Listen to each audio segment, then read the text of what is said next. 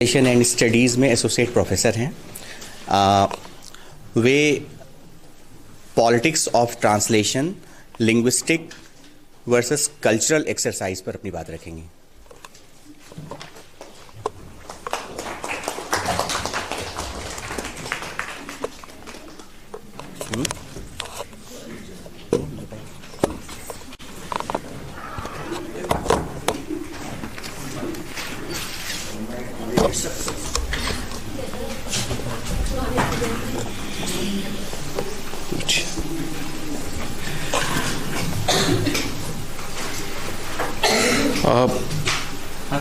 चल रहा है? नहीं चल रहा।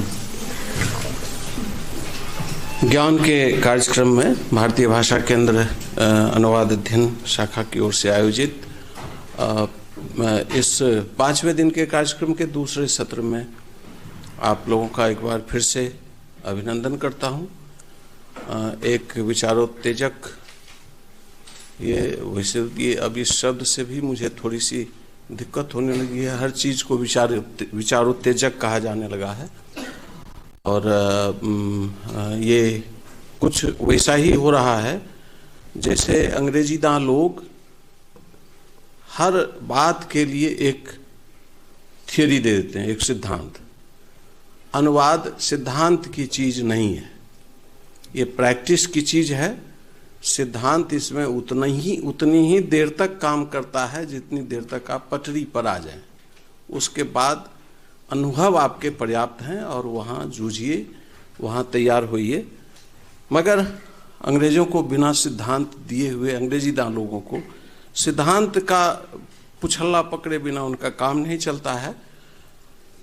आज से 14 बरस पहले जब भारत देश में कुछ एक ही जगहों पर अनुवाद की पढ़ाई थी, तब इग्नू ने school of translation studies and training की स्थापना की।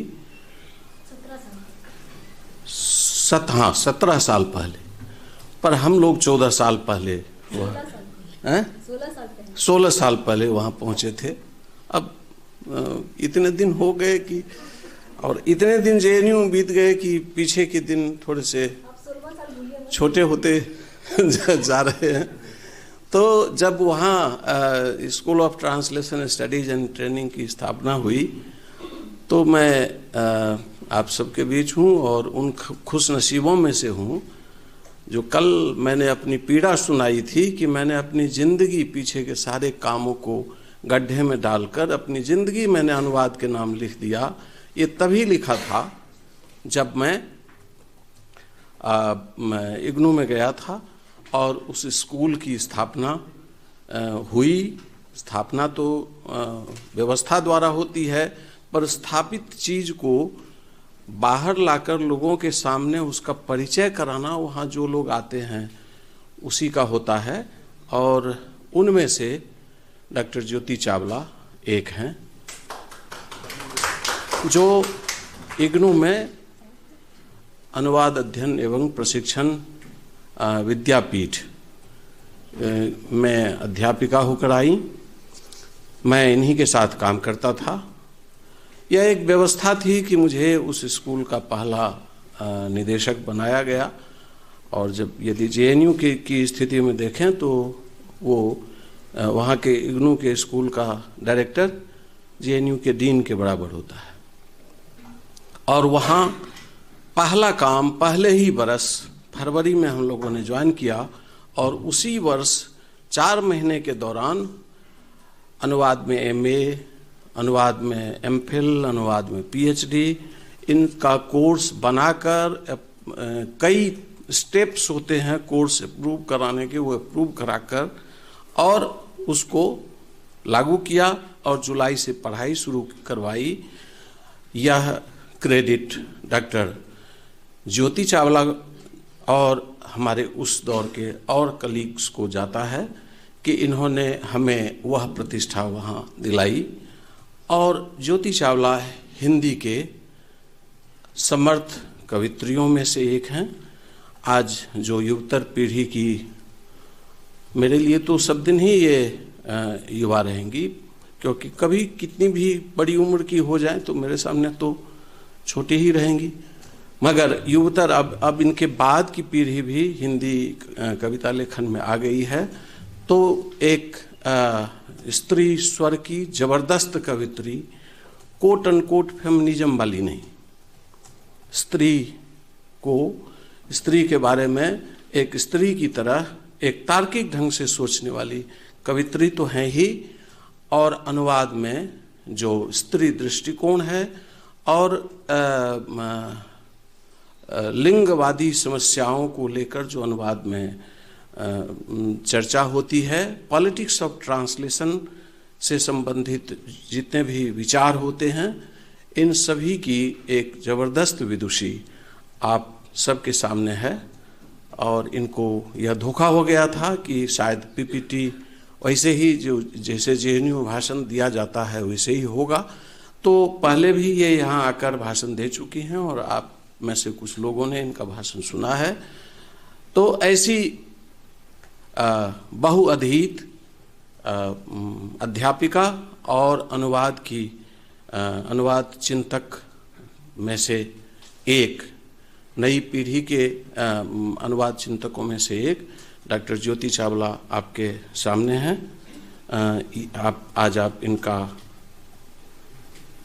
भाषण सुनेंगे और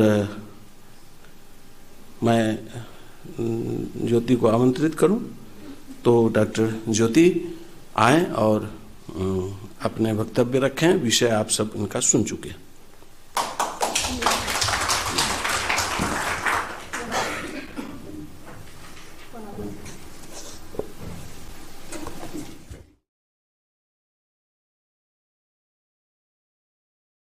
जैसा नवीन जी ने कहा, बिल्कुल वैसा नहीं है। नवीन जी हमारे स्कूल के फाउंडर डायरेक्टर थे और मैं, जैसा सर ने बताया कि इनके लिए तब छोटी थी, अभी भी छोटी हूँ मैं, तब बहुत ही छोटी थी, तो मैंने कुछ नहीं किया था, इन्होंने जो किया था, तो हम इनकी टीम थे, हम सब साथ में काम कर रहे थे। बट बहरहाल ये कहा जा सकता है कि school of translation studies and training IGNOU ने एक पहला काम ये ज़रूर किया था कि एमए इन ट्रांसलेशन स्टडीज़, जो बहुत कम विश्वविद्यालयों में पढ़ाया जा रहा था, इग्नू ने उसे लॉन्च किया। और सबसे बड़ी बात है कि 4 महीने के अंदर, अगर अब मैं जेएनयू के पैटर्न में बात करूँ तो शायद बहुत जल्दी, क्योंकि हमारे यहाँ इग्नू में कोई भी कोर्स डेवलप करने में 5 साल लगते हैं, क्योंकि हमें कंटेंट तैयार करना होता है, पर वो हमारा फेस टू फेस लर्निंग था, फेस टू फेस टीचिंग था। तो 4 महीने के अंदर we started with the program and it went really well. 3 साल चला। उसके बाद जैसे कि सत्ता परिवर्तित हुई और सत्ता परिवर्तन के साथ वो प्रोग्राम भी बंद हुआ इग्नू के और प्रोग्राम्स के साथ। तो सर बहुत बहुत शुक्रिया।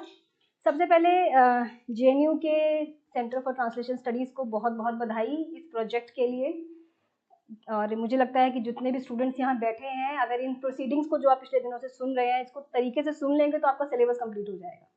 तो इसके लिए कोऑर्डिनेटर को, सर को, टीम को, स्कूल को, यूनिवर्सिटी को बधाई। मेरा विषय है politics of translation, linguistic versus cultural, क्या था, linguistic versus cultural exercise, sorry. तो आपने एक सवाल पूछा था, पहले आपके सवाल का जवाब दे दूं। आपने पूछा कि क्या इस्तेमाल किया जा सकता है, कि कैसे हम उसको एड्रेस करें ऐसी प्रॉब्लम को वेयर ही और she is to be chosen. क्या हम ही यूज करें या शी यूज करें, या what will be the strategy. हाँ, नहीं, मेरा जो, मैं आपका जो सवाल समझी, मैं उसी का जवाब आपको दे रही हूँ कि इसके बहुत सारे अलग अलग तरीके हो सकते हैं। कुछ एडवोकेट करते हैं इस चीज़ को कि आप शी ही इस्तेमाल करें।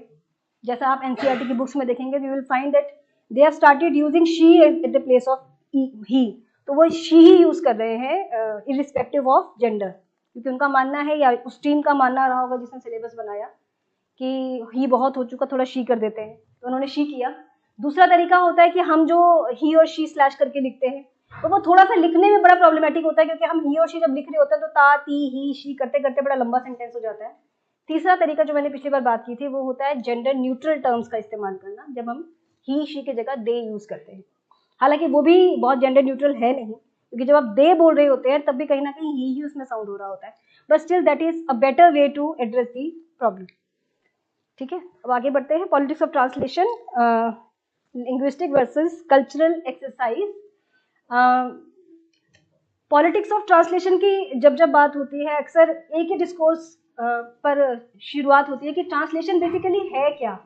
ट्रांसलेशन एक लिंग्विस्टिक एक्सरसाइज है या पॉलिटिकल एक्सरसाइज है या कल्चरल एक्सरसाइज है? तो मुझे रुकना है क्या? हाँ सॉरी। ओके। तो ट्रांसलेशन एक कल्चरल एक्सरसाइज है या लिंग्विस्टिक एक्सरसाइज है? और अक्सर जो ट्रांसलेशन को लेके जो क्लिशे हमें सुनाई देते हैं, जो जार्गन्स हमें सुनाई देते हैं, वो ये कि translation is a bilingual exercise, जिसमें दो भाषाएं, यानी बाइलिंगुअल एक्सरसाइज है, दो भाषाओं के बीच की गतिविधि है। इसमें कोई एतराज नहीं है कि translation usually the practice of translation is being done in 2 languages. हम एक भाषा से दूसरी भाषा में अनुवाद कर रहे होते हैं, दैट इज ट्रू। लेकिन क्या वो पूरी तरह से लिंग्विस्टिक एक्सरसाइज है या वो एक कल्चरल एक्सरसाइज है, that has to be think upon.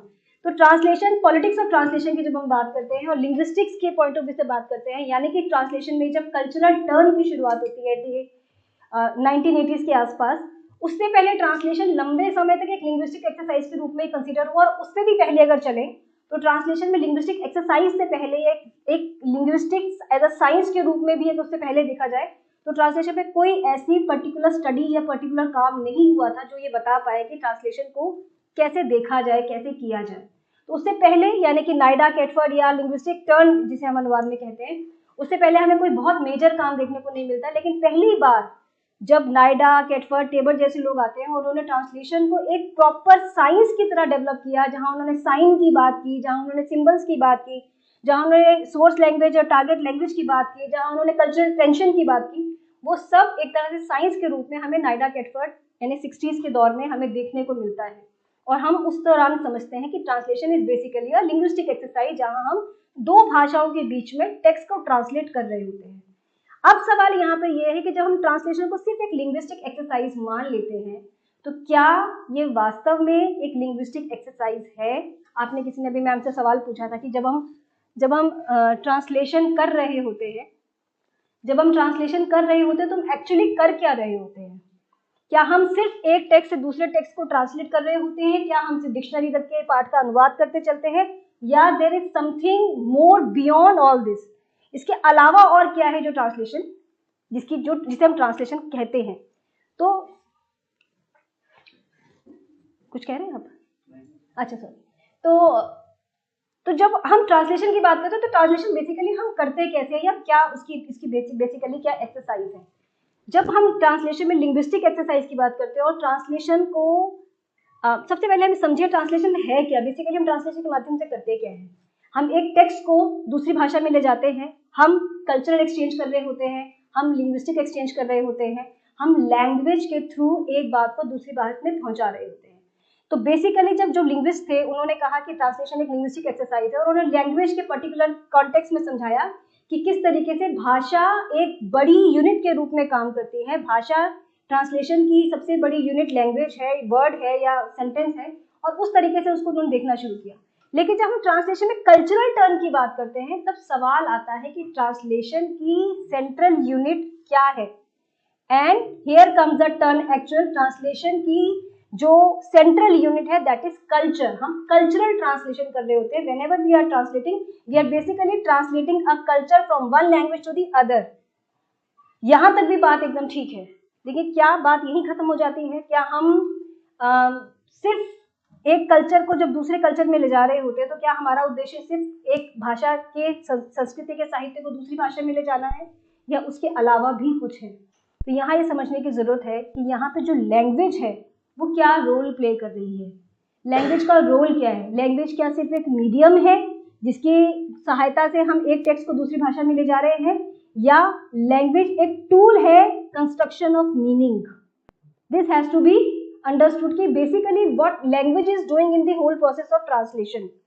क्या लैंग्वेज जो हम समझते हैं या जो लिंग्विस्टिक्स समझाते हैं, या जो linguistics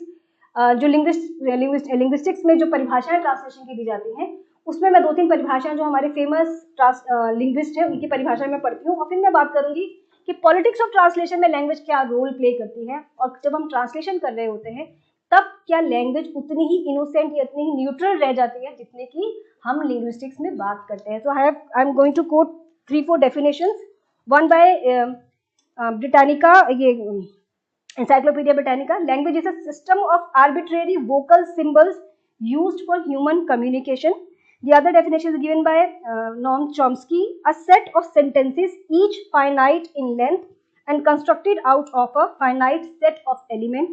Third is given by Sapir.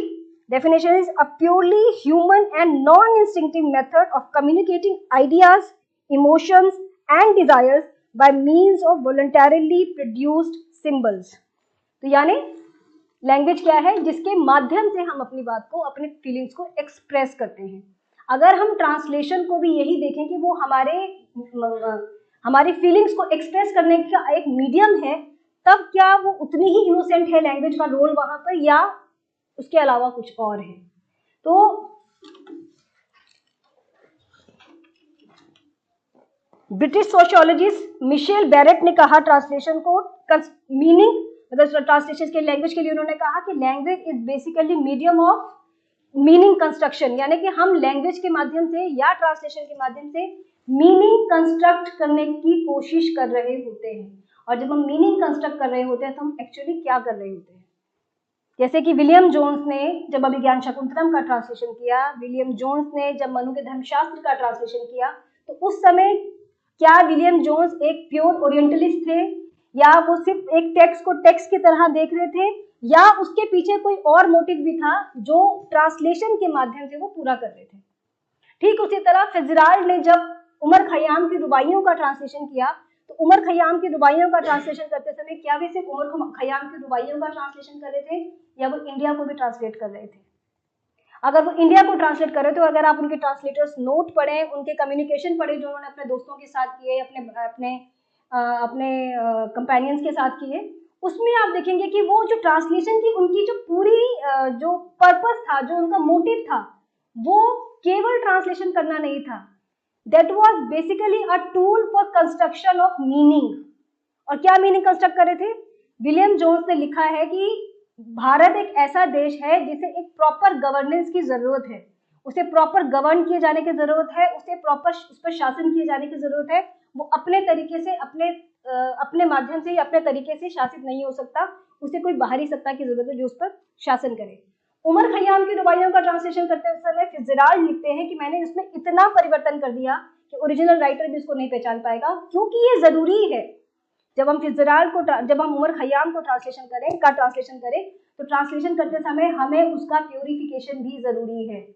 This concept of purification of literature is basically indicating to which direction? It's basically indicating to the concept of construction of meaning. Here translator is trying to construct the meaning, not only translating the text. यहाँ सिर्फ translation नहीं हो रहा है, यहाँ translation के अलावा भी कुछ हो रहा है। और ये पूरा जो प्रोसेस ऑफ ट्रांसलेशन है, this comes under politics of translation and not only a process of translation और अ लिंग्विस्टिक एक्सरसाइज, जिसमें हम बिना अपने दिमाग का इस्तेमाल किए हुए सिर्फ ट्रांसलेट करते चलते हैं और मानते हैं कि हम ट्रांसलेट कर रहे हैं और टेक्स्ट ट्रांसलेट हो रहा है।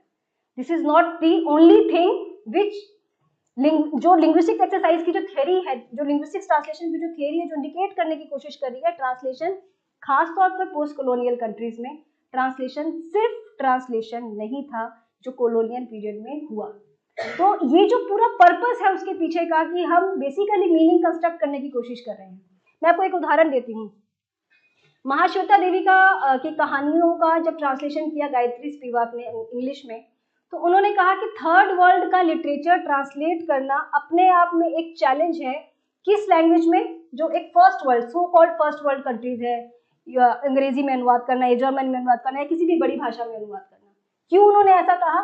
क्योंकि उनका मानना था कि जब भी ऐसे देश, ऐसी संस्कृतियां जिन्हें कि हम पहले ही थर्ड वर्ल्ड कहकर एक किनारे पर रख दे रहे हैं, उसका साहित्य, उसकी संस्कृति, उसका समाज कोई आदर्श समाज नहीं है, और जब भी हम उसको अपने एक नए समाज में ले जा रहे हैं तो उसके प्योरिफिकेशन की जरूरत है, ऐसा माना जाता है अंग्रेजी के अनुवादन के कॉन्टेक्स्ट में। तो उन्होंने कहा कि खास तौर पर जब हम ट्रांसलेशन करते हैं पोस्ट कॉलोनियल कॉन्टेक्स्ट में, या अगर हम कहें कि ये डोमिनेंट वर्सेस डोमिनेटेड का जो कॉम्बिनेशन है, उसमें जब डोमिनेंट कल्चर डोमिनेटेड कल्चर का जब ट्रांसलेशन कर रहा होता है, तो वो ट्रांसलेशन केवल ट्रांसलेशन नहीं होता, basically that is the process of ethnocentrism. यानी कि हम बेसिकली कर क्या रहे हैं कि हम ला तो रहे हैं अभिज्ञान शाकुंतलम को, लेकिन ला रहे हैं अपनी शर्तों पर।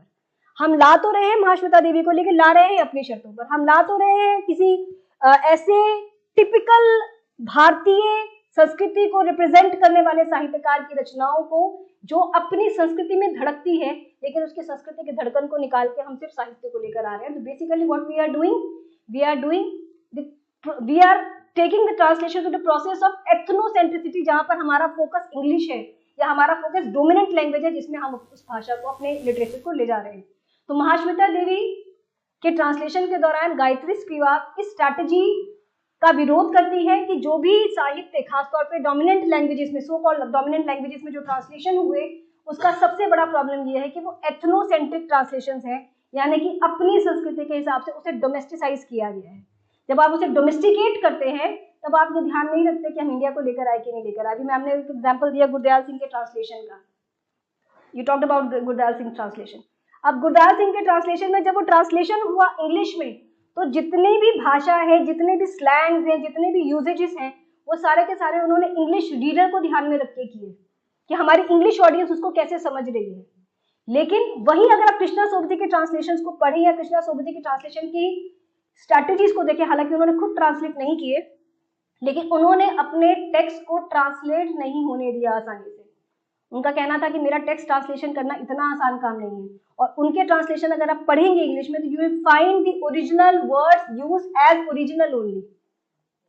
लाइक अगर उन्होंने कहा कि ए लड़की, तो उसका ट्रांसलेशन हुआ लिसन गर्ल, या मित्रों मरजानी में आपका उसमें है, जैसे उसमें एक शब्द है वामप्रस्थ, तो उन्होंने वामप्रस्थ शब्द को वामप्रस्थ यूज किया, मित्रों का मित्रों यूज किया, या ऐसे बहुत सारे शब्द हैं जो बिल्कुल इंडियन कल्चर में इम्बाइब्ड है, इनग्रॉस्ड है, उन शब्दों को उन्होंने ट्रांसलेशन करने से मना किए कर दिया, because she was very conscious about her work, about the strategy of translation जो उस समय उनके लिटरेचर पे अप्लाई की जा रही थी, and she refused to get her text translated in English languages without her consent. इसीलिए उनकी रचनाओं का अनुवाद आप देखेंगे कम मिल पाया।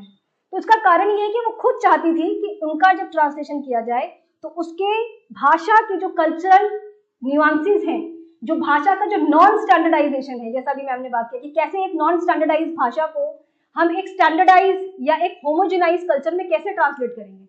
अगर मुझे कृष्णा सोबती को ट्रांसलेट करना है या मुझे रेणु को ट्रांसलेट करना है कि जहाँ लिखा चार आना लबड़ी दाढ़ी रोकसाला मोटर गाड़ी, how would you translate this same text into English without knowing the local connotation of the language, of the culture, of the usage।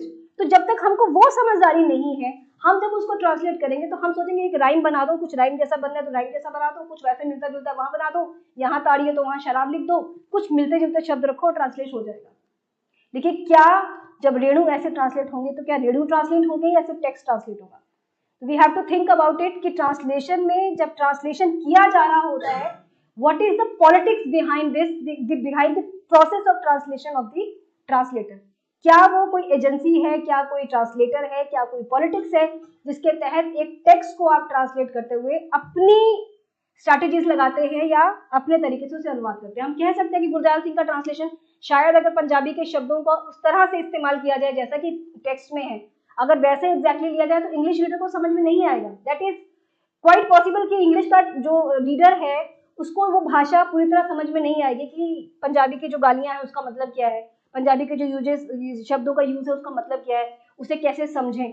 तो उसके लिए भी ट्रांसलेशन में स्ट्रैटेजी, जैसे हमने लास्ट टाइम बात की थी, जॉन फ्लोटर ने सजेस्ट किया कि आप टेक्स्ट को जब ट्रांसलेट करें तो उसमें आप उसके साथ सप्लीमेंट करें, उसके साथ फुटनोटिंग दें, उसके साथ आप एक क्या बोलते हैं उसको, प्रीफेस लिखें, उसका एक एपिलॉग लिखें, एक आफ्टरवर्ड लिखें, जिसकी बात अभी आपने की कि पूरा डिस्कोर्स उस पर चला कि जब सर्वाइवल का ट्रांसलेशन हुआ, सर्वाइवल में बहुत सारे हिंदी पोइट्स हैं जिसका कि डेनियल विस्बोर्ड ने प्रोजेक्ट के अंडर ट्रांसलेशन किया with Harish Trivedi and all.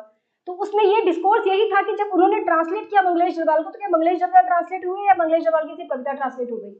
क्योंकि मंगलेश डबराल एक पहाड़ी कवि हैं, पहाड़ से आते हैं, तो क्या उनका पहाड़ी भी साथ में ट्रांसलेट हुआ या सिर्फ वो इंग्लिश में होमोजेनाइज होकर रह गया। और जब वो होमोजेनाइज होकर रह जाएगा, क्योंकि इंग्लिश में भाषा के इतने न्यूआंसेस, इतने शेड्स नहीं है, तो वो ट्रांसलेट कैसे हुआ। ये एक डिस्कोर्स है जिसको कृष्णा सोबती भी जिसकी बात करती हैं। और मार्केज ने अपना नॉवल जब लिखा, दूसरा नॉवल उनका, उन्होंने कहा जाता है कि इतना स्ट्रैटेजिकली लिखा कि उन्होंने चाहा कि उनका नॉवल ट्रांसलेट ही ना हो, क्योंकि ट्रांसलेशन में मार्केज कहीं मिस हो जाते हैं। या मार्केस का जो एक लैटिन अमेरिकन कंट्री है, उसकी जो संस्कृति है, उसके जो अपने जो शेड्स हैं वो कहीं लुप्त हो जाते हैं। इसलिए मार्केस ने कोशिश की कि ऐसा लिखा जाए कि वो ट्रांसलेट ही ना हो पाए। तो ये एक ट्रांसलेटर, एक राइटर का अपना डाइसेंट है किसी प्रोसेस की तरफ कि वो ट्रांसलेशन होगा तो कैसे होगा और नहीं होगा तो कैसे होगा। एथनोसेंट्रिसिज्म की मैंने बात की। एथनोसेंट्रिसिज्म के बारे में एंटोनी बर्मन कहते हैं, a bad translation is not one which results in a loss of meaning from the original, but one in which it is not possible to perceive the foreignness of the original, a strangeness which cannot be directly assimilated into the receiving culture.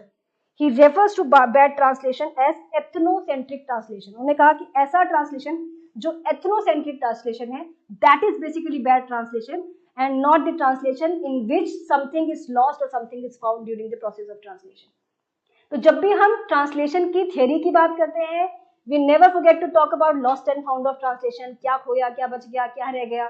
ये होता है क्योंकि हम translation जब हम कर रहे हैं, ऑब्वियसली जब मैं हिंदी की किसी कविता को खासतौर जैसे आपने कहा कि आप जसिंता केरकेट्टा को जो आप ट्रांसलेट करेंगे, तो Jacinta Kerketta is quite different from my writing. चाहे वो भी हिंदी की राइटर है, मैं भी हिंदी की राइटर हूँ, पर उनकी पोइट्री और मेरी पोइट्री में अंतर है क्योंकि उनका जो अनुभव की जमीन है वो बिल्कुल अलग है मुझसे, मैं उसे एक्सपीरियंस नहीं कर सकती। इसी का विरोध करती है गायत्री स्पिवाक अपनी ट्रांसलेशन प्रोसेस में। वो कहती है कि यूनिवर्सल ह्यूमैनिटी या सिस्टरहुड, या मैं एक टर्म उनका, मैं टर्म ही आपको पढ़ के सुनाती हूँ, वो इस टर्म का विरोध करते हैं कि ऐसा कुछ नहीं होता है। वुमेन्स सॉलिडारिटी, कि there is nothing like women solidarity और humanity, humanist universality.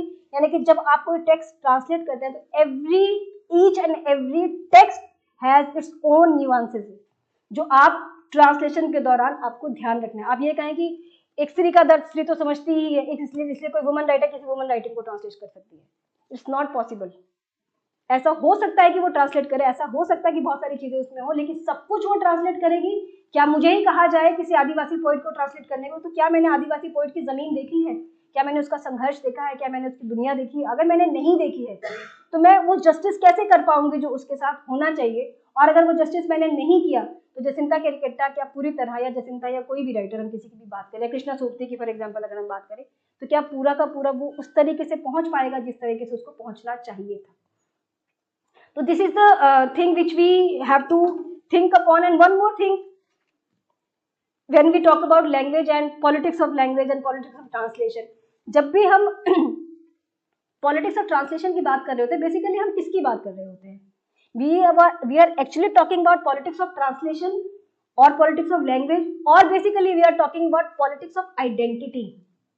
This is basically politics of identity, क्योंकि जब हम एक डोमिनेंट लैंग्वेज के लिटरेचर को डोमिनेटेड लैंग्वेज में ट्रांसलेट कर रहे हैं, तो उसमें केवल लैंग्वेज का रोल नहीं है, केवल ट्रांसलेशन की स्ट्रैटेजीज का रोल नहीं है। Basically we are translating the identity of a culture to the other. और वो आइडेंटिटी का जो कॉन्सेप्ट है कि तुम्हारी आइडेंटिटी छोटी और मेरी आइडेंटिटी बड़ी, तो जिस मोमेंट आपके दिमाग में ये आइडेंटिटी का प्रश्न आ जाता है, आपकी ट्रांसलेशन की जो पूरी प्रोसेस है, that can not be neutral, that can not be innocent. क्योंकि आपको मालूम है कि जैसे मैंने लास्ट टाइम आपको एक एग्जाम्पल दिया था, मैं फिर उस एग्जाम्पल को कोट कर रही हूँ। सूर्यनारायण रणसुभे ने अक्कर माशी का ट्रांसलेशन किया, शरण कुमार लिम्बाले की आत्मकथा। अब शरण कुमार लिम्बाले की आत्मकथा का ट्रांसलेशन करते समय उन्होंने कुछ ऐसे पैसेजेस को वहां से हटा दिया जो उनको लगा कि उनके एस्थेटिक्स के हिसाब से फिट इन नहीं है। अब उसको जो उन्होंने वहां से हटाया, अब सूर्यनारायण रणसुभे भी भारतीय हैं, शरण कुमार लिम्बाले भी भारतीय हैं, लेकिन शायद दोनों का अनुभव की जमीन अलग अलग है, शायद उनके बायसेस अलग अलग है, शायद उनका आइडेंटिटी का प्रश्न अलग है। इसीलिए अनजाने में ही सही, मैं ये नहीं कह रही कि हम कोई बहुत पॉलिटिक्स इन्वॉल्व होगी या रणसुभे ने बहुत स्ट्रैटेजिकली ऐसा किया होगा या जानबूझ के, मैं ये नहीं कह रही, शक इसका भी हो सकता है। लेकिन मेरा सवाल है कि अगर नहीं भी है तो शायद जो अनुभव शरण कुमार लिम्बाले अपने आत्मकथा में एक्सप्रेस कर रहे हैं कि किस तरीके से दलित जातियों को जानवरों का चमड़ा छीलना पड़ता है और किस तरह से वो सर्वाइवल उनका होता है, कैसे वो बदबू होती है, कैसे उसमें वो सर्वाइव करते हैं, और वो चीज रणसुभे अपने ट्रांसलेशन के दौरान हटा देते हैं, ये कहकर कि इसकी जरूरत नहीं है। तो आपने एक कहानी को तो ट्रांसलेट किया, आपने एक दलित आत्मकथा को ट्रांसलेशन नहीं किया, क्योंकि आपने उसका जो सबसे जरूरी पक्ष था, जहां से वो मुझसे अलग होता है, जहां से वो तथाकथित मेन स्ट्रीम से अलग होकर एक हाशिया का वर्ग बनता है, वहां पर आपने उस प्रसंग को सिर्फ इसलिए हटा दिया क्योंकि आपके एस्थेटिक्स में वो फिट नहीं हो रहा था। तो ये जो बेसिकली ये जो आइडिया है, या इसीलिए कहा जाता है सेकंड सेक्स का जब ट्रांसलेशन हुआ, सिमोन द बुआ की किताब सेकंड सेक्स का जब ट्रांसलेशन हुआ, तो उसमें कहा गया कि बहुत सारे प्रसंग ट्रांसलेटर ने हटा दिए, ये मानते हुए कि इसकी शायद जरूरत नहीं है।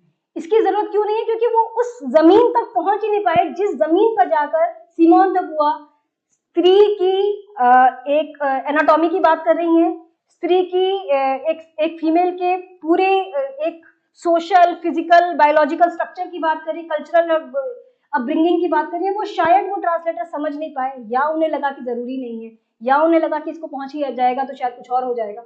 उन्होंने ऐसे बहुत सारे प्रसंगों को वहां से हटाया। तो ये जो प्रसंग आपने हटाए, ये क्या बेसिकली पॉलिटिक्स ऑफ ट्रांसलेशन में आएंगे, पॉलिटिक्स ऑफ लैंग्वेज में आएंगे, या पॉलिटिक्स ऑफ आइडेंटिटी में आएंगे?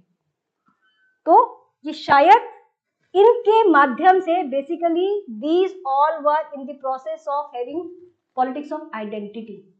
पॉलिटिक्स ऑफ आइडेंटिटी जिसमें हम मान के चलते हैं कि हम, है ना, हमारा अदर का कॉन्सेप्ट क्या है, या हम मान के चलते हैं कि हम मल्टीकल्चरलिज्म में पढ़ाते हैं कि मल्टीकल्चरलिज्म का कॉन्सेप्ट बेसिकली क्या है। हम कहते हैं कि बहुत सारी संस्कृतियां साथ में सर्वाइव करती है, लेकिन मेरी संस्कृति सबसे महान है, मेरा कल्चर सबसे बड़ा है।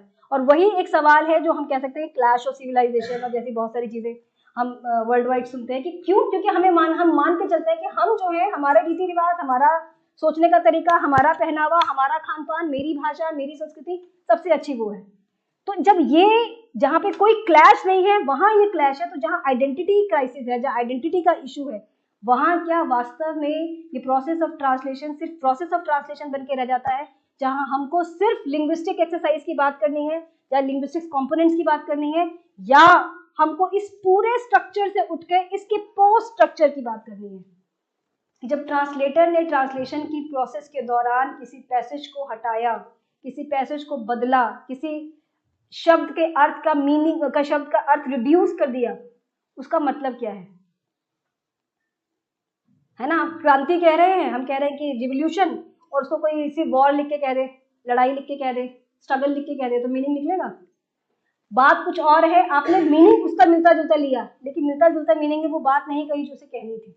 तो शब्दों का चयन कई बार हमारी गलती से भी होता है, लेकिन जब हम इस लॉस्ट एंड फाउंड की प्रोसेस में होते हैं ट्रांसलेशन में, तो क्या लॉस्ट एंड फाउंड की जो प्रक्रिया है, जिसे हम ट्रांसलेशन का ओनर जिस पे हम कहते हैं टिका हुआ है, क्या वास्तव में हम उस लॉस्ट एंड फाउंड में अनजाने में, वही जो आप लोगों ने मुहावरे से या जो जागन सुने हुए कि एक बोतल का इतनी दूसरे में पलटने में जो उड़ जाता है, ये जो उड़ने की जो क्रिया है, क्या वास्तव में इतनी इनोसेंट, इतनी न्यूट्रल है, या हम जानबूझकर कुछ छोड़ते हैं? और अगर हम कुछ जानबूझकर छोड़ते हैं तो वो हमें धकेलता है इस ओर कि हम सोचें कि translation is not merely a linguistic exercise, it is basically a political exercise, a cultural exercise, जहाँ भाषा से ज्यादा भाषा की बर्ताव, भाषा को बरतने को लेकर विचार किया जा रहा है। जब हमने कहा कि लैंग्वेज मीनिंग कंस्ट्रक्शन का काम करता है, ये हुआ इसका पॉलिटिकल या कहें कि उसका post modern approach towards translation. लेकिन जब हम मॉडर्न अप्रोच टुवर्ड्स ट्रांसलेशन, या जिसे हम लिंग्विस्टिक अप्रोच टुवर्ड्स ट्रांसलेशन कहते हैं, उसमें हम जब भी बात करते हैं, आप ज्यादातर अनुवादकों से, अनुवाद की पुराने चिंतकों से जो नया चिंतन नहीं पढ़ना चाहते हैं, नहीं समझना चाहते हैं, वो 3-4 चीज़ों की बात करेंगे कि जब हम भाषा में कोई चीज़ का अनुवाद कर रहे होते हैं तो भाषा की सबसे छोटी इकाई क्या है, और वो सारे जो कंपोनेंट्स लिंग्विस्टिक्स के होते हैं उसकी बात करेंगे। अंत का जो सबसे अंतिम और सबसे महत्वपूर्ण कंपोनेंट है, that is semantics, that is अर्थ विज्ञान, उसकी हम बात कम करते हैं। हम बात इसी करते हैं ध्वनि की, है ना, रूपिम की, मॉर्फीम की, क्या बोलते हैं, फोनीम की बात करते हैं, या मॉर्फीम की बात करते हैं, या हम बेसिकली सिमेंटिक्स की बात, सिंटेक्स की बात करते हैं। हम सिमेंटिक्स की बात बहुत कम करते हैं, अर्थ विज्ञान की बात बहुत कम करते हैं, क्योंकि अर्थ हम भाषा में मान के चलते हैं कि जो भाषा है, जब कोई सेंटेंस या एक पैराग्राफ या एक जो कंटेंट मेरे पास है जिसे मुझे ट्रांसलेशन करना है, मेरे पास चैलेंज क्या है कि उसकी ध्वनि क्या, उसका अर्थ क्या निकालती है, उसके शब्द कैसे होंगे, उसकी वाक्य संरचना कैसे होगी, उसे हम लिखेंगे कैसे, उसे हम बरतेंगे कैसे। लेकिन हम ये भूल जाते हैं कि हम उससे अर्थ क्या निकालना चाह रहे हैं। क्या एग्जैक्टली ट्रांसलेट करके भी क्या अर्थ वैसे ही निकल रहा है जैसा हम निकालना चाह रहे हैं, या आपने अर्थ के साथ कुछ और किया है? तो ये जो कंपोनेंट्स ऑफ लिंग्विस्टिक्स है, जो भाषा के केवल सरफेस स्ट्रक्चर की बात करते हैं, they don't talk about deep structure. Semantics में डीप स्ट्रक्चर की बात है, पर उस तरह से नहीं जिस तरह से हम पॉलिटिकल एंगल से ट्रांसलेशन को या हम पोस्ट कॉलोनियल एंगल से ट्रांसलेशन को देखने की कोशिश करते हैं। तो वो जो चीज मिसिंग है वहां पर, उसी की बात ट्रांसलेशन की पॉलिटिक्स करती है कि जब कोई टेक्स्ट चुना जाता है। अब यह किसी ने सवाल पूछा था कि कोई टेक्स्ट जब किसी रचना को पुरस्कार मिलता है तो उस पुरस्कार के पीछे का कारण क्या होता है? बहुत सारे कारण हो सकते हैं। सबसे जेन्युइन कारण ये है कि तो पुरस्कार मिला, अच्छी किताब है इसलिए मिला। लेकिन हम जानते हैं कि जिनको पुरस्कार मिलता है और पुरस्कार की जूरी में जो छूट जाते हैं, उसके बीच का अंतर भी बहुत बड़ा अंतर होता है। उसमें जो सिलेक्शन है उसके पीछे भी कहीं ना कहीं पॉलिटिक्स है। वो पॉलिटिक्स बहुत छोटे लेवल की हो सकती है, किसी अलग स्तर की हो सकती है, पॉलिटिक्स है। तो जब कोई टेक्स्ट इस पूरी जर्नी से गुजरता है, जब कोई टेक्स्ट एक भाषा से दूसरी भाषा तक पहुंचता है, तो क्या उसमें सिर्फ भाषा इन्वॉल्व होती है या भाषा का सुपर स्ट्रक्चर भी इन्वॉल्व होता है, या भाषा का जिसे हम कहें कि पोस्ट स्ट्रक्चर भी इन्वॉल्व होता है? यानी कि हमारी जो पूरी साइकी जिसका निर्माण हुआ, जिसके तहत हमने कोई टेक्स्ट ट्रांसलेशन करना चुना, वो कितना काम करता है जब हम किसी चीज को ट्रांसलेट कर रहे होते हैं।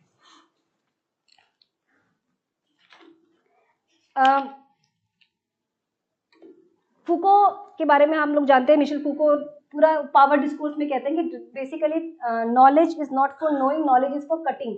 नॉलेज में बेसिकली जब हमारे पास जब ज्ञान होता है, तो ज्ञान से हम क्या कर रहे होते हैं? ज्ञान से हम एक नए ज्ञान का संचार कर रहे होते हैं, या वास्तव में हम कुछ और कर रहे होते हैं? तो ये जो पूरा फूको का जो एक पावर डिस्कोर्स का कॉन्सेप्ट है, जिसमें वो ये शब्द क्या होगा इसका, एक सेकेंड, डिस्कोर्स एनालिसिस, जो फूको का डिस्कोर्स एनालिसिस है और जो लिंग्विस्टिक्स का डिस्कोर्स एनालिसिस है, उन दोनों में एक बेसिक डिफरेंस क्या है?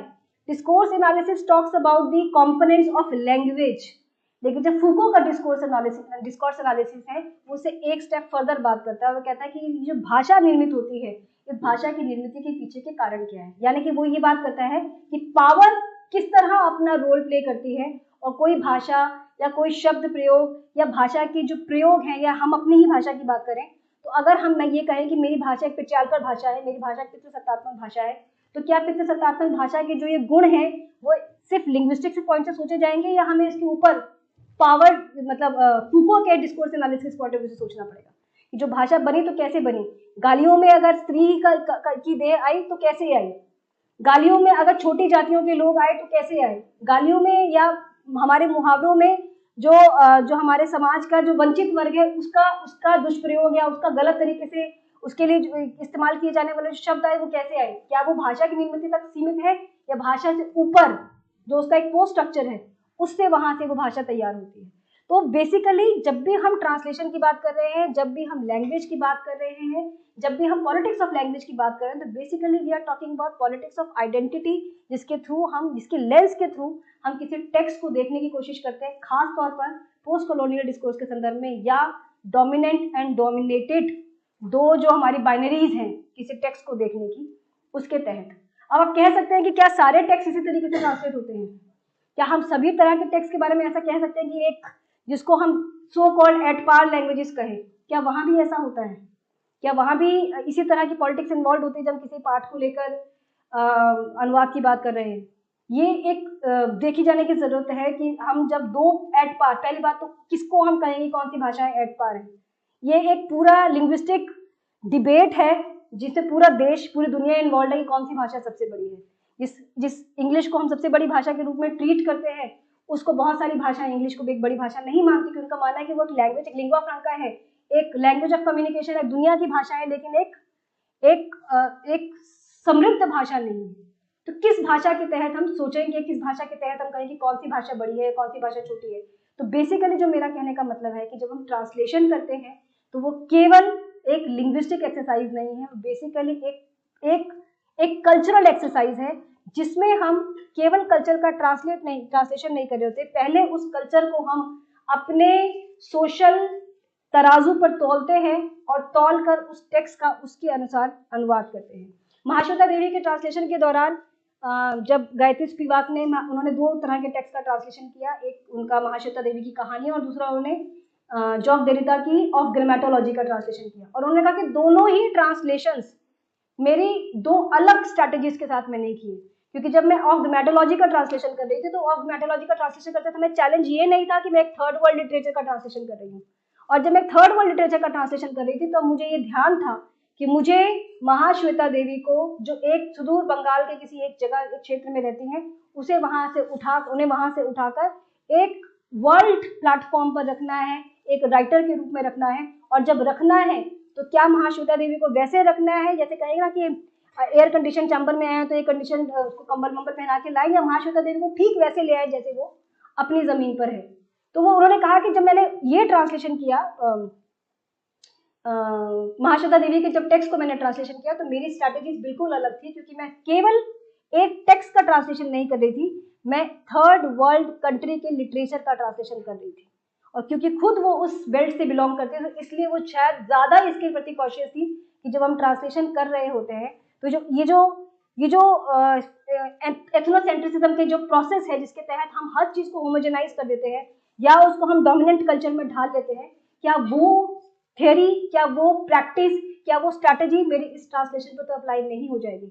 और एक उन्होंने कहानी का ट्रांसलेशन किया, जो उनकी कहानी है स्तनदायिनी, जिसका ट्रांसलेशन 2 ट्रांसलेशन है, एक था द वेट नर्स और दूसरा था द ब्रेस्ट गिवर। अब आप मुझे बताइए, स्तनदायिनी का मीनिंग आप सब समझ रहे हैं, मुझे बताइए कि स्तनदायिनी का ज्यादा अच्छा ट्रांसलेशन क्या होगा, द वेट नर्स या द ब्रेस्ट गिवर? रीजन बताना पड़ेगा,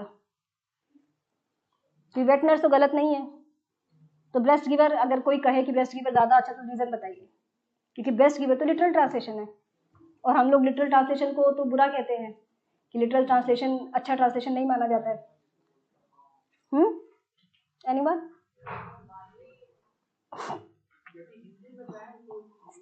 स्तनदायिनी का 2 अनुवाद हुए, द वेट नर्स और the breast giver. Which one is better according to you? हाँ।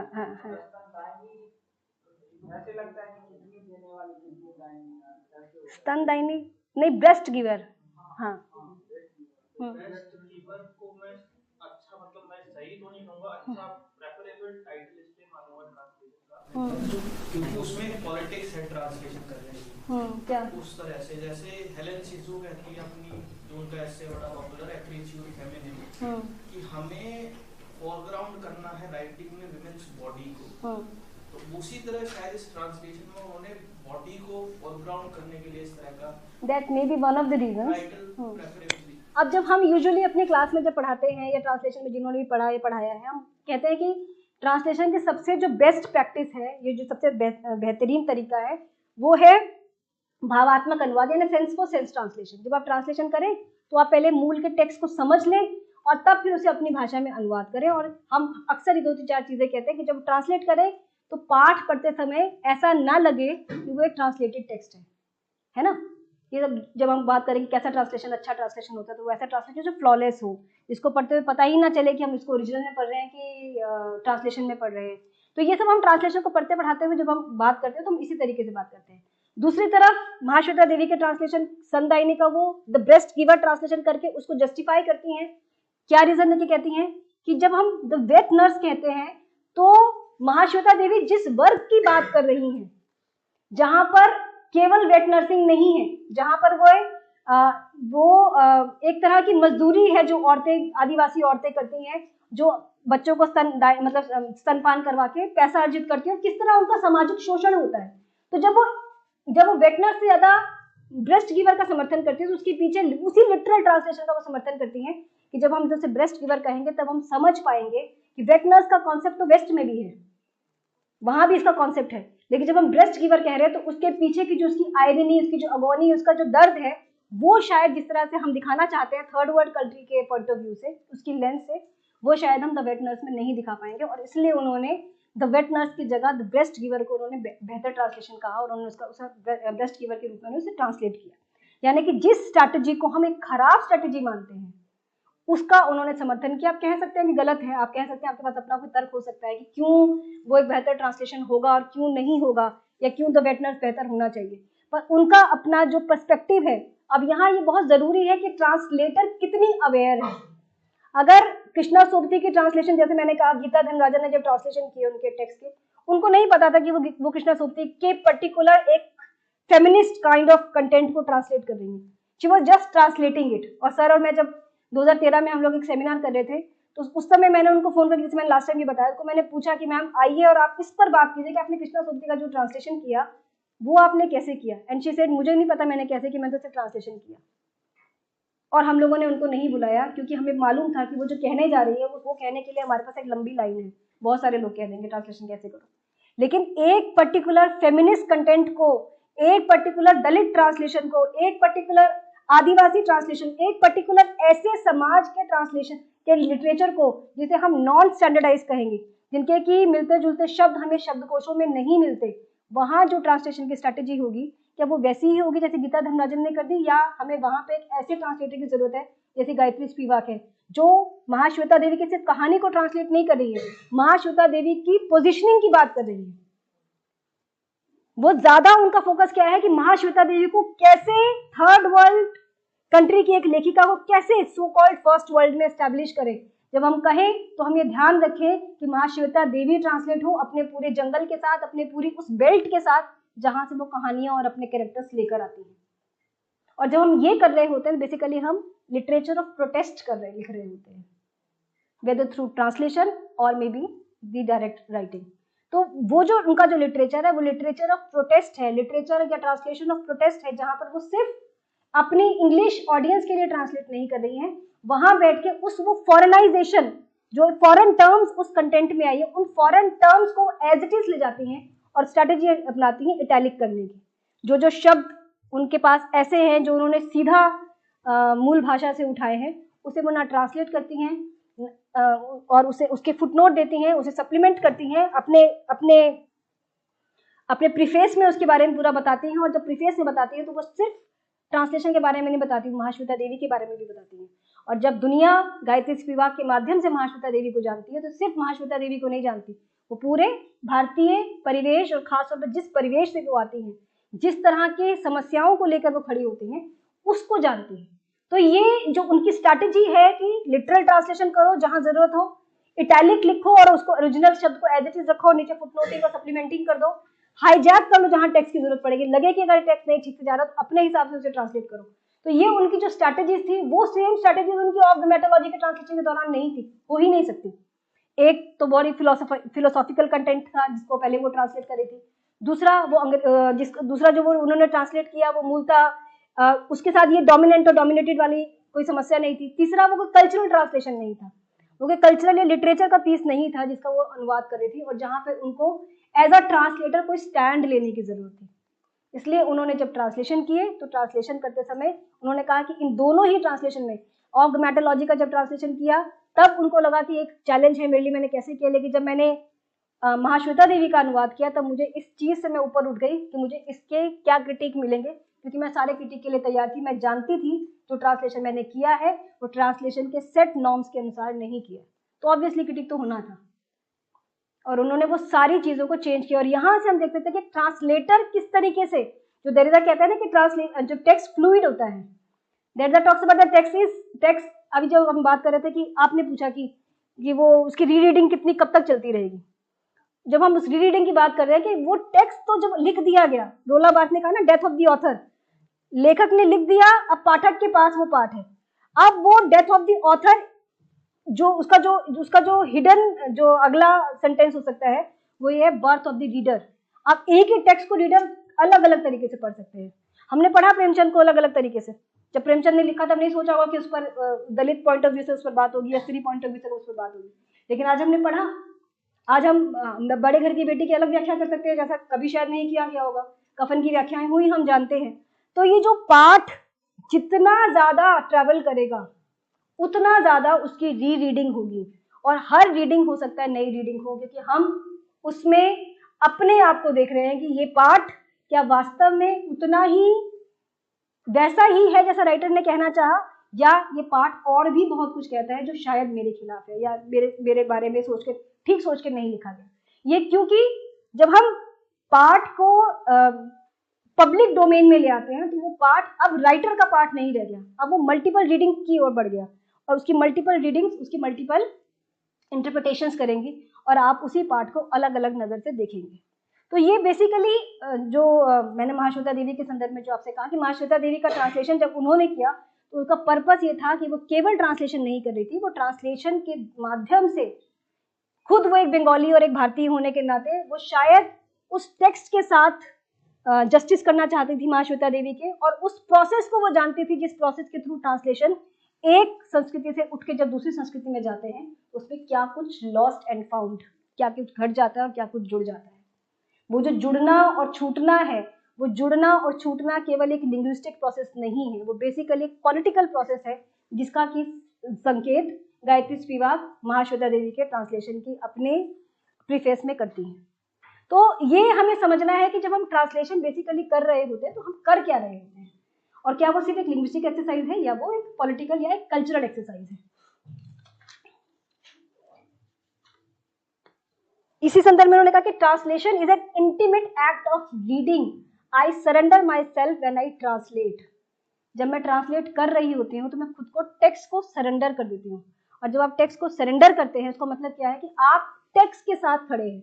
इसकी बात शेरी सिमोन अपने जेंडर पॉलिटिक्स में करती हैं कि जब हम टेक्स्ट का ट्रांसलेट करें तो अक्सर ये सवाल होता है कि जो 2-3 जार्गन्स हैं उसमें एक ये है कि फाइडेलिटी टुवर्ड्स द ओरिजिनल, कि हमें जो पार्ट है, जो ट्रांसलेशन है, उसमें हमें करना क्या है, सोर्स टेक्स्ट के साथ खड़ा होना है कि अनुदित पार्ट के साथ खड़ा होना, मतलब एक टारगेट टेक्स्ट के साथ खड़ा होना है।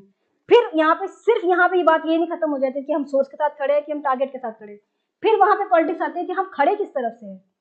अगर हम अंग्रेजी से हिंदी में लेकर आ रहे हैं तो हमारी कोशिश होती है हम सोर्स के साथ खड़े रहें। अगर हम हिंदी से अंग्रेजी या संस्कृत से अंग्रेजी या भारतीय भाषाओं से अंग्रेजी या किसी डोमिनेंट लैंग्वेज की तरफ ले जा रहे हैं तो हमारी फाइडेलिटी उधर चली जाती है कि हम ऐसा पार्ट तैयार करें जो हमारे रीडर के लिए कन्वीनियंट हो। शेरी सिमोन कहती है कि एक फेयर ट्रांसलेशन वही होगा जहां आपकी फाइडेलिटी ना तो सोर्स के प्रति होगी ना टेक्स्ट के प्रति बल्कि पार्ट के प्रति होगी। You have to be more fidel toward the text and not the source और टारगेट टेक्स्ट। और इसका एकदम प्रैक्टिकल एग्जाम्पल हमें दिखाई देता है जब हम महाश्वेता देवी के ट्रांसलेशन पढ़ते हैं या महाश्वेता देवी की ट्रांसलेशन की व्याख्याओं को पढ़ते हैं। गायत्री स्पिवाक जब कहती है कि I surrender myself to the text, जब मैं ट्रांसलेशन कर रही होती हूँ तो मैं अपने आप को टेक्स्ट को सरेंडर कर देती हूँ। Translation is an intimate act, यानी कि जब आप कर रहे होते हैं तो आप पूरी तरह उस पाठ में डूबे होते हैं, उसके पीछे की किसी राजनीति में नहीं। तो जब इस तरीके से किसी पाठ को देखा जाएगा, जब आपकी फाइडेलिटी कौन रूल कर रहा है कौन नहीं कर रहा, कौन शोषक है और कौन शोषित है, से बाहर निकल के सिर्फ पाठ के साथ होगी तो आप बेहतर अनुवाद करेंगे, और जिसका की उदाहरण महाश्वेता देवी के ट्रांसलेशन है जो गायत्री स्पिवाक ने की। तो ये मैंने वो बात की आपसे एथनोसेंट्रिसिटी की, एक और हाँ, और इसी संदर्भ में एक सेकेंड में कोट आपके लिए लाई थी, वो पढ़ना चाहती हूँ। देरिदा ने कहा, I must speak in a language that is not my own because that will be more just. I want to claim the right to the same dignified complaint for a woman's text in Arabic or Vietnamese. और वो ये जो उनका जो पूरा जो वाक्यांश है, ये जो उनका जवाब है, वो बेसिकली इसी एथनोसेंट्रिसिटी के अगेंस्ट है कि जब हम टेक्स्ट का ट्रांसलेशन कर रहे होते हैं तो हमें पता होता है हम किस कुर्सी पर बैठे हैं और हम वहीं से उसे ट्रांसलेट करने की कोशिश करते हैं। वेनुटी इस संदर्भ में ट्रांसलेटर की विजिबिलिटी की जब बात करते हैं, वो मानते हैं कि जो अमेरिका में, यूएस में जो ट्रांसलेशन होते हैं उसका मूल पर्पस क्या है कि पाठ को लाओ अपने हिसाब से, होमोजेनाइज करो और टेक्स्ट को ट्रांसलेट कर दो। और उन्होंने कभी भी ट्रांसलेटर की विजिबिलिटी की बात नहीं की। इनविजिबल ट्रांसलेटर जिसका काम है ट्रांसलेट किया, पैसा लिया और चुपचाप निकल गया। लेकिन जब कोई विजिबल ट्रांसलेटर होंगे गायत्री स्पिवाक की तरह, या जैसे मैंने अभी आपको जिक्र किया, जैसे एक सेकंड के लिए सूर्य नारायण रणसुबे, हालांकि उन्होंने अपनी स्ट्रैटेजी अलग लगाई, लेकिन विजिबल ट्रांसलेटर जब होंगे तो विजिबल ट्रांसलेटर की अपनी जो अप्रोच टुवर्ड्स टेक्स्ट है, जैसे हमने कहा ना कि ट्रांसलेशन पार्ट अनुवाद के लिए कहा जाता है कि अनुवाद एक दोयम दर्जे का कार्य है, अनुवाद को एक सेकेंडरी एक्टिविटी माना जाता है, क्योंकि हम बेसिकली मूल की सिर्फ नकल कर रहे होते हैं, और वो तभी तक है जब हम एक ट्रांसलेटर की तरह पैसा लेकर या एक अपना प्रोजेक्ट करके बीच से निकल जाते हैं। लेकिन जब आप उस टेक्स्ट के प्रोडक्शन का वन ऑफ दी मीडियम्स बन जाते हैं, तब आप सिर्फ एक दोयम दर्जे का काम या एक इनविजिबल ट्रांसलेटर या इनविजिबल हैंड नहीं रह जाते, आप उस टेक्स्ट के राइटर भी हो जाते हैं, क्योंकि ट्रांसलेशन के माध्यम से वो टेक्स्ट अब एक नए रीडर तक पहुंचा है। रीराइटिंग, लेफेवर कहते हैं रीराइटिंग के बारे में कि रीराइटिंग बेसिकली वो रीराइटिंग नहीं कहते, वो रिफ्लेक्शन नहीं कहते ट्रांसलेशन को। ही used in other term, the other term, उसकी जगह पे रिफ्लेक्शन की जगह पे यूज द टर्म रिफ्रैक्शन। वो कहते हैं कि ट्रांसलेशन इज नॉट रिफ्लेक्शन, हम लोग कहते हैं कि ट्रांसलेशन इज रिफ्लेक्शन। वेस्ट में पूरा कॉन्सेप्ट था कि जो वेस्ट में लिखा जा रहा है ईस्ट उसका रिफ्लेक्शन है।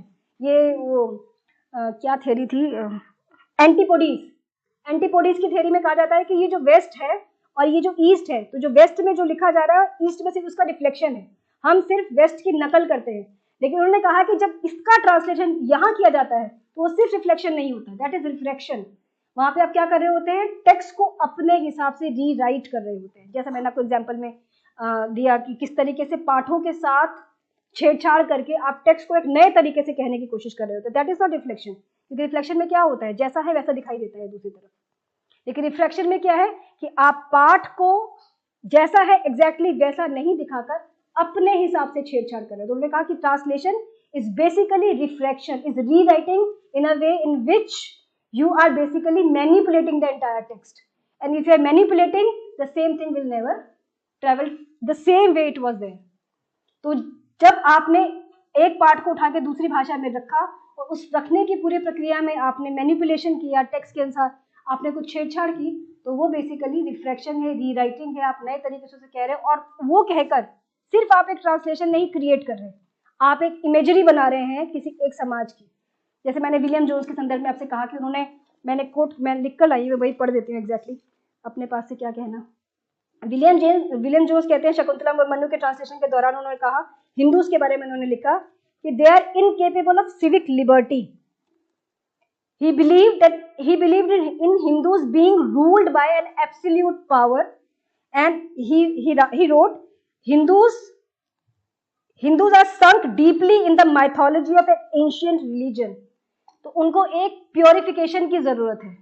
और प्योरिफिकेशन कैसे होगा, जब हम बताएंगे कि आप जो लिख रहे हैं, क्योंकि जब हमने आपका टेक्स्ट पढ़ा तो हमने टेक्स्ट पढ़ के इसकी व्याख्या कैसे की, ये पिछड़ा हुआ देश है, पिछड़ी हुई संस्कृति, पिछड़ा हुआ कल्चर है, अरे इनके पास जो तो आज भी माइथोलॉजी में डूबे हुए हैं, इनके पास सोचने के लिए कुछ नहीं है, अब हम आए हैं इनके उद्धारक बन के, हम उद्धार करेंगे। तो आपने क्या किया, आपने सिर्फ ट्रांसलेट नहीं किया, आपने सिर्फ एक मशीनी एक्सरसाइज नहीं की, उठाया टेक्स्ट ट्रांसलेट किया और निकल गए। आप बेसिकली विजिबल हैं उसके अंदर, और उस प्रोसेस ऑफ विजिबिलिटी में आप बेसिकली कर क्या रहे हैं, you are creating an image of a country और अ कल्चर जिसको आप अपने तरीके से अपनी दुनिया में दिखाना चाहते हैं और उसके माध्यम से आप रूल करना चाहते हैं। तो ये जो पूरा प्रोसेस है जिसमें आप ट्रांसलेशन को केवल ट्रांसलेशन या केवल एक एक्टिविटी के रूप में या एक लिंग्विस्टिक एक्सरसाइज के रूप में देखना देखकर लेफेवेयर की दृष्टि से रिफ्रैक्शन के रूप में देखते हैं, जो खास तौर पे हिस्ट्री के संदर्भ में उन्होंने कहा कि history writing, translation, these all are reflection of the literature, reflection of the written text. क्योंकि आप हिस्ट्री में भी वही कर रहे होते हैं।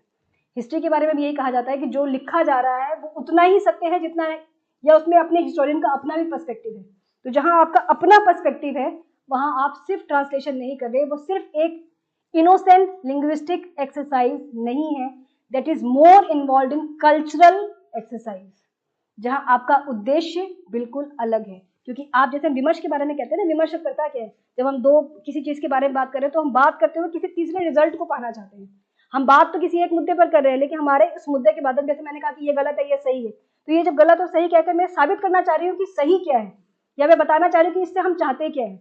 ठीक उसी तरीके से ट्रांसलेशन भी जब केवल ट्रांसलेशन के प्रोसेस तक खत्म नहीं हुआ, वो सिर्फ एक एक्सरसाइज के रूप में नहीं रुक गया, बल्कि उसके माध्यम से हमने एक इमेज बनाई, एक नए देश की, एक नई दुनिया की, और उसे अपने तरीके से हमने फ्रेम किया, और इस तरीके से हमने ट्रांसलेशन की। तो ये जो एथनोसेंट्रिसिज्म का जो मुद्दा है, जो हम कंपैरेटिव लिटरेचर में भी देखते हैं, कंपैरेटिव लिटरेचर का जो पूरा डिस्कोर्स है, बेसिकली शुरुआत में कंपैरेटिव लिटरेचर में ईस्ट की तो बात ही नहीं की गई थी।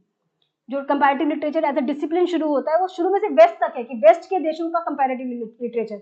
लेकिन जब विलियम जोन्स ने ट्रांसलेशन किए और जब ट्रांसलेशन हुए और ट्रांसलेशन के बाद महसूस किया गया कि नहीं नहीं ईस्ट में तो बहुत अच्छा लिखा जा रहा है, और तब बात आपने शुरू की कि कंपैरेटिव लिटरेचर में आपने ईस्ट को भी कंसीडर किया लेकिन उस ईस्ट को कंसीडर करने में भी आपकी अप्रोच क्या थी?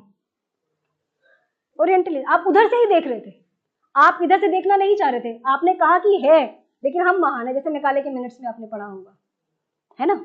मैकाले ने अपने मिनट्स में लिखा है ना कि एक यूरोप की, मतलब एशिया का पूरा ज्ञान यूरोप की एक अलमारी से भी कम है। तो ये क्या है? बिना पढ़े बिना जाने आपने किसी देश के, मैं ये नहीं कह रही कि ये अच्छा है या खराब है या उन्होंने गलत कहा या सही कहा, लेकिन क्या किसी चीज का इतना सरलीकरण कर देना क्या केवल ट्रांसलेशन है या केवल एक पाठ की व्याख्या है, या उसमें आपका अपना बहुत कुछ जुड़ा हुआ है? तो ये मेरे अपने कुछ सबमिशंस हैं ट्रांसलेशन की पॉलिटिक्स को लेकर, और मेरा मानना है कि ट्रांसलेशन सिर्फ एक लिंग्विस्टिक एक्सरसाइज नहीं है। हालांकि हम जब ट्रांसलेशन कर रहे होते हैं हम उसी लिंग्विस्टिक एक्सरसाइज में इन्वॉल्व होते हैं, लेकिन क्या हमारे बायसेस वहाँ काम कर रहे होते हैं या नहीं कर रहे होते? ये आई थिंक मैंने अपनी बात कह दी है। कुछ और कोई जोड़ना चाहे तो थैंक यू।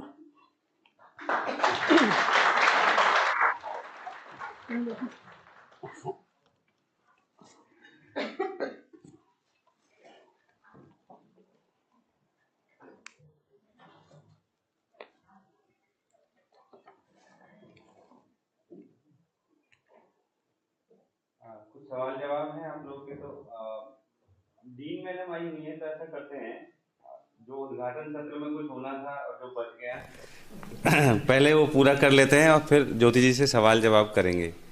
आदरणीय प्रोफेसर शोभा शिवशंकरन जी, आपका बहुत स्वागत है। आप आई, बहुत धन्यवाद आप हमारा उत्साहवर्धन करने के लिए। और आपका हमारे कार्यक्रम में जो उस दिन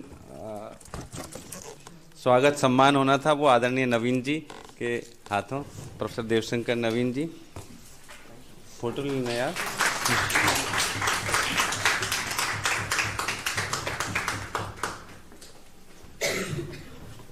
मैम का हमेशा हमको साथ मिलता रहा है, हमेशा प्रोत्साहन मिलता रहा है कोई भी कार्यक्रम, और आगे भी हम ऐसा कार्यक्रम करते रहेंगे मैम के समर्थन से। बहुत धन्यवाद मैम।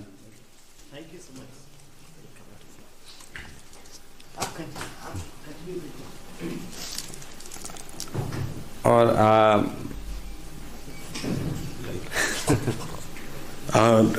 डॉक्टर गंगा साहेब मीना डॉक्टर ज्योति जी का सम्मान करेंगे।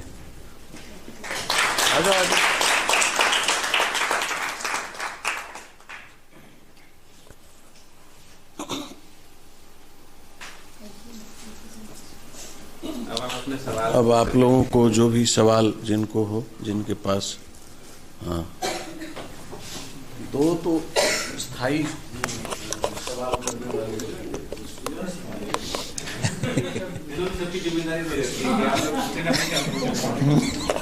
सबको इन लोगों ने आश्वस्त कर दिया, आप निश्चित रहिए, हम लोग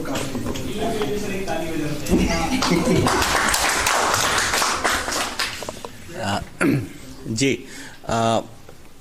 ये गायत्री चक्रवर्ती स्पिवाक ने जो अनुवाद किया, उनकी जो अकादमिक पृष्ठभूमि थी या वर्गीय पृष्ठभूमि, मुझे लगता है कि उसके कारण वे अपनी शर्तों पर अनुवाद कर पाई, ठीक है। लेकिन जो जब हम आम अनुवादक की बात करते हैं तो हमें अपनी शर्तों पर काम करने की आज़ादी नहीं मिलती है। और जो लॉरेंस वेनुती ने जिक्र किया है कि प्रकाशन जगत अपनी नीतियों से अनुवादकों पर इतना दबाव डालता है, नीतियों के माध्यम से इतना दबाव डालता है कि अनुवादक अपनी शर्तों पर काम करने की स्थिति में होते नहीं हैं। क्योंकि सहज अनुवाद की जहाँ तक बात की कि हमारे मन में बैठा दिया है कि अनुवाद सहज होना चाहिए। तो एक तो पाठकों का बौद्धिक आलस्य है, हम भी आलसी हैं, हमें ऐसा अनुवाद चाहिए कि जो पहली नज़र में पहली बार पढ़ते हुए ही हमें सब कुछ समझ में आ जाए। एक हमारा बौद्धिक आलस्य है, एक प्रकाशन जगत की नीति है।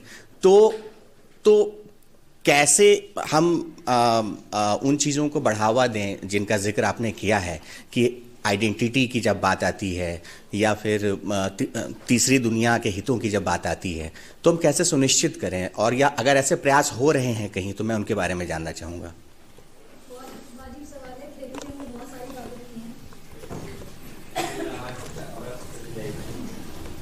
थ्योरी में बहुत सारी बातें थी, लेकिन आपका सवाल बिल्कुल जेन्युइन है कि अगर प्रकाशक इसके लिए तैयार नहीं है तो आप और जहाँ तक मेरी समझदारी है, जहाँ तक मैं जान रही हूँ, थोड़ा बहुत जो हम देख रहे हैं, पिछले कुछ सालों में परिवर्तन हुए हैं। आप भी देख सकते हैं कि आप इस बार बुक फेयर में जाकर, हमने भी नोटिस किया, पहले भी नोटिस किया कि अब ट्रांसलेटर का नाम भी फ्रंट पर होता है और ट्रांसलेटर के राइट्स की बात भी है। अब रॉयल्टी कितनी है ये मुझे एक बार कंफर्म करना पड़ेगा, कितनी रॉयल्टी उन्हें मिलनी शुरू हुई कि नहीं हुई। दूसरी चीज़, वेस्टलैंड ऐसा पब्लिकेशन ज़रूर है इंग्लिश का जो इस तरह की चीज़ों को तवज्जो देता है। और केवल इतनी सी बात नहीं है, अगर आप पूरी ट्रांसलेशन स्ट्रैटेजी की बात ना भी करें, वेस्टलैंड पब्लिशर्स इंग्लिश का पब्लिशिंग है, और वहाँ पर आप देखेंगे कि इस तरह के चेंजेस आपको दिखाई देंगे, क्योंकि वहाँ पर हम देख सकते हैं कि जो लोग हैं उस कमिटी से जुड़े हुए, या जो लोग इस काम या पब्लिशिंग हाउस चलाते हैं, वो इस चीज़ का समर्थन करते हैं। तो इस तरह के छोटे छोटे प्रयास हम अपने आस पास धीरे धीरे, और मैंने कहा ना कि पिछले 10 से 15 सालों में एक बड़ा चेंज तो ये दिखना शुरू हो ही गया कि अब हर किताब के ऊपर अमूमन, मैं ये नहीं कह रही कि 100% चेंज हो गया है, लेकिन हाँ, आपको दिख जाएगा 70 to 80% किताबों के ऊपर अब ट्रांसलेटर का नाम आने लगा है। तो इसका मतलब एक छोटा परिवर्तन तो हुआ है। दूसरी चीज़, आपने कहा कि जहाँ पर हम पेड ट्रांसलेशन करते हैं वहाँ हमें आज़ादी नहीं है, खासतौर पर अगर हम एडमिनिस्ट्रेटिव ट्रांसलेशन कर रहे हैं या हम कुछ इस तरह का काम कर रहे हैं, तो ऑब्वियसली उसकी लिमिटेशन है, क्योंकि अभी भी आप बहुत आसानी से लोग ये कहकर किसी शब्द को अनदेखा कर देते हैं कि तो जेंडर न्यूट्रल शब्द है, जबकि उसमें जेंडर न्यूट्रलिटी के नाम पर कुछ नहीं है। हम देख सकते हैं साफ साफ कि वो एक पेट्रियार्कल वर्ड है, या उससे हम जब बात करें तो रिफ्लेक्शन सिर्फ एक ही आ रहा है, क्योंकि अभी हम तैयार नहीं हैं उसके लिए। लेकिन साथ ही साथ जो एडमिनिस्ट्रेटिव ट्रांसलेशन चल रहा है वो आने वाले वर्षों में, मुझे पूरा तो नहीं कह सकते, लेकिन हाँ, काफ़ी हद तक मशीन ट्रांसलेशन के माध्यम से होने लगेगा। मशीन में अगर आप टेक्स्ट को अपने अनुसार फीड करना शुरू करें और आप ये दिखाने की कोशिश करें कि जब इस तरह का यूज़ आए तो इसे ऐसे इस्तेमाल करना है, या इस तरह के शब्द आए तो उसे इस तरीके से, मतलब उसका कॉर्पस इस तरीके से आप तैयार करें, तो ये छोटे छोटे परिवर्तन आपको दिखाई देने शुरू हो जाएंगे। लिटरेरी ट्रांसलेशन में थोड़ा सा कंपैरेटिवली आसान है, क्योंकि वहाँ पर जो ट्रांसलेटर्स हैं, वहाँ पर जो पब्लिशर्स हैं, क्योंकि वो लिटरेचर की समझ रख रहे हैं, तो इस कारण वो थोड़ा सा चीज़ें ज़्यादा एक्सेप्टेबल है वहाँ। एडमिनिस्ट्रेटिव ट्रांसलेशन में चीज़ें बहुत ही उसी सरकारी ऑफिशियली इसके तरीके से चल रही हैं, और परिवर्तन बहुत आसानी से नहीं आ रहा, क्योंकि पूरी, मैंने पहले भी एक बार कहा था कि जब हम शब्दकोश बनाते हैं, या जब हम भाषा बनाते हैं, या जब मशीन का कॉर्पस तैयार करते हैं, तो हम मान के चलते हैं कि सारा काम तो लिंग्विस्टिक्स का है, और लिंग्विस्ट ही बुलाते हैं। आप किसी भी ट्रांसलेशन के पर्सपेक्टिव से या भाषा के पर्सपेक्टिव से किसी सोशियोलॉजिस्ट को, किसी लिटरेचर के पर्सन को ऐसी कमिटी में आप नहीं रखते जो आपको ये व्यू दे सके कि नहीं, इसको ऐसे नहीं ऐसे भी देखा जा सकता है, या आपने इस शब्द के इतने शेड डाले, एक शेड ही भी डाली, अब ये भी नया नया दिखाई देना लग रहा है। तो आपको जब भी भाषा, और पहले भी कहा जाता रहा है कि भाषा कोई आइसोलेटेड चीज़ नहीं है कि आप उसको फैक्ट्री में रख के या प्रयोगशाला में रख के तैयार कर देंगे। उसको तैयार करने के लिए अगर आप भाषा तैयार करें तो आपने सिर्फ साइंटिस्ट ही बिठाए, लिंग्विस्ट ही बिठाए, आपको सोशियोलॉजिस्ट भी बिठाने होंगे। आपको देखना पड़ेगा कि समाज में परिवर्तन जो आ रहा है वो भाषा में रिफ्लेक्ट हो रहा है कि नहीं हो रहा है। तो छोटे छोटे प्रयास या छोटे छोटे सुधार हमें दिख रहे हैं। बड़े सुधारों के लिए बड़े परिवर्तन की जरूरत है। Thank you ma'am. मैं ट्रांसलेशन का स्टूडेंट हूँ और पॉलिटिक्स का ट्रांसलेशन हमारा एक सब्जेक्ट है, तो उसमें मेरा एक क्वेश्चन है कि पॉलिटिक्स का ट्रांसलेशन अगर किसी कोई अनुवादक उसमें अगर पॉलिटिक्स और ट्रांसलेशन, पॉलिटिक्स टू ट्रांसलेशन करने में अगर कुछ करने में कुछ ज़्यादा अंतर आ जाता है जो मूल पाठ में है, तो क्या उसे अनुवाद कहना सही है? अगर उसका मूल भाव ही अगर परिवर्तित हो जाता है, जो अगर उसका जो मेन, अगर कुछ ज़्यादा ही हम उसमें पॉलिटिक्स करने लगे और उसका मूल भाव ही अगर चेंज हो गया, पॉलिटिक्स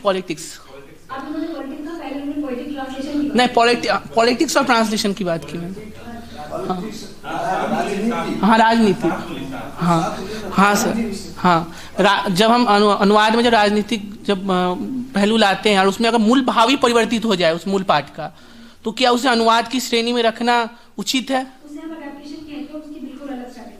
मतलब वो अनुवाद में नहीं आए। देखिए, अनुवाद करने में भी कभी मैंने कहा ना, जब हम जॉन क्लोटो ने जो स्ट्रैटेजीज बताई ट्रांसलेशन की, उन्होंने कहा कि किस तरीके से किस टेक्स्ट को जेंडर ट्रांसलेशन किया जाए या उसको फेमिनिस्ट पॉइंट ऑफ व्यू से ट्रांसलेट किया। उन्होंने एक स्ट्रैटेजीज में हाईजैकिंग भी बताई। वो ठीक है अपनी जगह पे, लेकिन बहुत ही वो एक तरह से अराजक टेक्निक हो सकती है जहाँ पर आप पार्ट के साथ या पार्ट को हाईजैक कर ले और ट्रांसलेशन अलग तरीके से करें। आपके पास बहुत अच्छी स्ट्रैटेजी जो पहले नहीं थी या बहुत कम थी या बहुत कम लोग उस पर बात कर रहे थे, जैसे हमने पिछली बार बात की थी, मैनेजर पांडे जी को शायद नहीं मालूम था वो ट्रांसलेशन के बारे में, जो उन्होंने जो किताब ट्रांसलेट की, जिस किताब का हमने पिछली बार जिक्र किया था, लेकिन उन्होंने उसमें ट्रांसलेशन के बारे में और अपने as a translator, as a thinker, उन्होंने पूरा एक लंबा कई पेज की एक भूमिका लिखी। और उस भूमिका ने ये बताया कि वो केवल एक ट्रांसलेटर नहीं है, वो पहले एक थिंकर है। थिंकर होने के नाते उन्होंने टेक्स्ट का चयन किया, टेक्स्ट का अनुवाद उन्होंने वैसे ही किया जैसे होना था। अपनी जो बात उन्होंने कहनी थी उन्होंने प्रीफेस में कही, अपनी भूमिका में कही।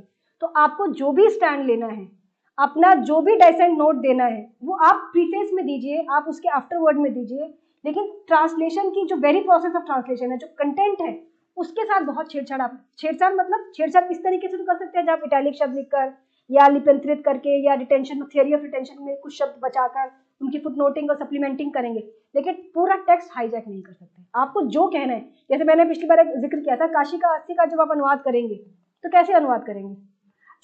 बीइंग अ फीमेल ट्रांसलेटर, जब मैं उस टेक्स्ट को ट्रांसलेट करूंगी तो मुझसे ट्रांसलेट आसानी से नहीं हो पाएगा, क्योंकि इसमें इतने ज़्यादा क्या बोलेंगे, बनारस के स्लैंग्स हैं, बनारस की इतनी भाषा है, वहाँ का पूरा भाषा प्रयोग आपको उसमें दिखाई देता है कि जब मैं उसको ट्रांसलेट करूंगी तो सिर्फ ट्रांसलेशन की दृष्टि से नहीं, लेकिन इसका मतलब क्या कि ट्रांसलेशन करते समय मैं सब कुछ हटा दूंगी इसमें से, टेक्स्ट को हाईजैक करेंगे, सारी गालियाँ हटा दें, फिर बनारस कैसे ट्रांसलेट होगा? जिसकी बात हम कर रहे हैं, हम उसी बात को उठाने की बात कर रहे हैं।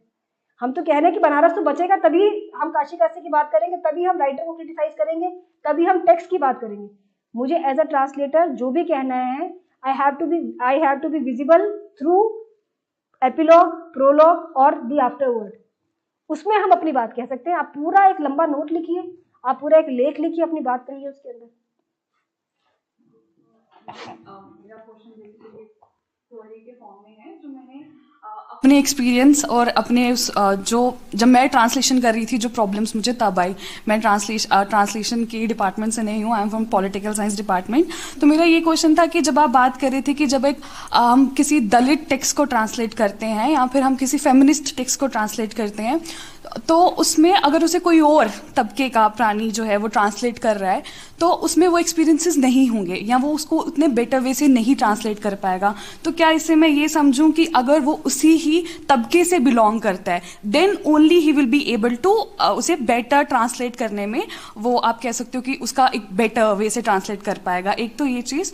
दूसरा, अगर he is from the same background और वो ही उस चीज़ को ट्रांसलेट कर रहा है, जैसे me being from Jammu, me being from Dogra culture, I am better able to translate the Dogri poetries of a women. तो क्या अगर सेम आप बैकग्राउंड से हो, then here comes the question of कि आपका उसमें खुद का एक्सपीरियंस भी ऐड हो जाएगा। तो क्या फिर आपकी जब पोइम्स का क्वेश्चन आ गया, तो जब आपके खुद के एक्सपीरियंसेस आ गए, कहीं ना कहीं वो मिक्स हो जाएगा। Then here comes the question of research ethics, जिसमें मैं थोड़ा कंफ्यूज थी that should we add it और should we not add it, what should we actually do. सरिदय का कॉन्सेप्ट है ना, जरूरी नहीं है कि आप अगर घोड़े की बात करें तो घोड़े होकर ही बात करेंगे, आप मनुष्य होकर भी घोड़े की बात कर सकते हैं, but you have to be सहृदय। आपको उस पाठ के प्रति इतनी संवेदना जरूर हो, ये पाठ के प्रति आप अपने आप को आप पाठ से खुद को रिलेट कर सके, तब आप उसका एक बेहतर ट्रांसलेशन कर सकते हैं। लेकिन अगर आपके बायसेस उसमें आते हैं, जैसे हमने कहा कि अगर अपनी कोई आइडियोलॉजी है, मेरी अपनी एक आइडियोलॉजी, मैं एक लेफ्ट का कंटेंट ट्रांसलेट कर रही हूँ, मैं एक डिफरेंट विचारधारा से वो ट्रांसलेट करते हैं, तो मेरी अपनी वैचारिकता उसमें हावी हो रही है, तो मैं उस टेक्स्ट के साथ छेड़छाड़ करूंगी, वो हो जाएगा। लेकिन यहाँ पर मैंने फिर कहा, उसी चीज को मैं फिर से कह रही हूँ कि हमें हमारी fidelity should be towards the text. If you are fidel enough towards the text, आपसे कोई गलती नहीं होगी। गलती क्या होगी कि ट्रांसलेशन के प्रोसेस में जो मामूली गलतियां होती हैं। दूसरा आपने क्या कहा, डोगरी वाला आपका अपना विचार उसमें आएगा जी, एग्जैक्टली। बिकॉज एक्चुअली जो हम वो सेल्फ ट्रांसलेशन का जो कॉन्सेप्ट है, सेल्फ ट्रांसलेशन, जैसे राइटर खुद अपने आप को ट्रांसलेट करना प्रेफर नहीं करते, चाहे उन्हें भाषा आती भी हो। उसका कारण ये होता है कि जब जैसे कृष्ण बलदेव गैर ने अपने नॉवेल्स का ट्रांसलेशन खुद ही किया अंग्रेजी में, तो कहते हैं एक नया वर्जन तैयार हो गया। वो जो खुद कह रहे थे, क्योंकि वो उस समय राइटर भी थे और ट्रांसलेटर भी थे, उन्होंने कहा मेरा ही तो पार्ट है तो कुछ भी कर सकते हैं, तो एक नया ही वर्जन तैयार हो गया। तो आपको जब आप ट्रांसलेटर है तो आपको you have to be confined with the job of a translator, आपको उसके साथ रुकना पड़ेगा। खुद ट्रांसलेट करने का परमिशन नहीं।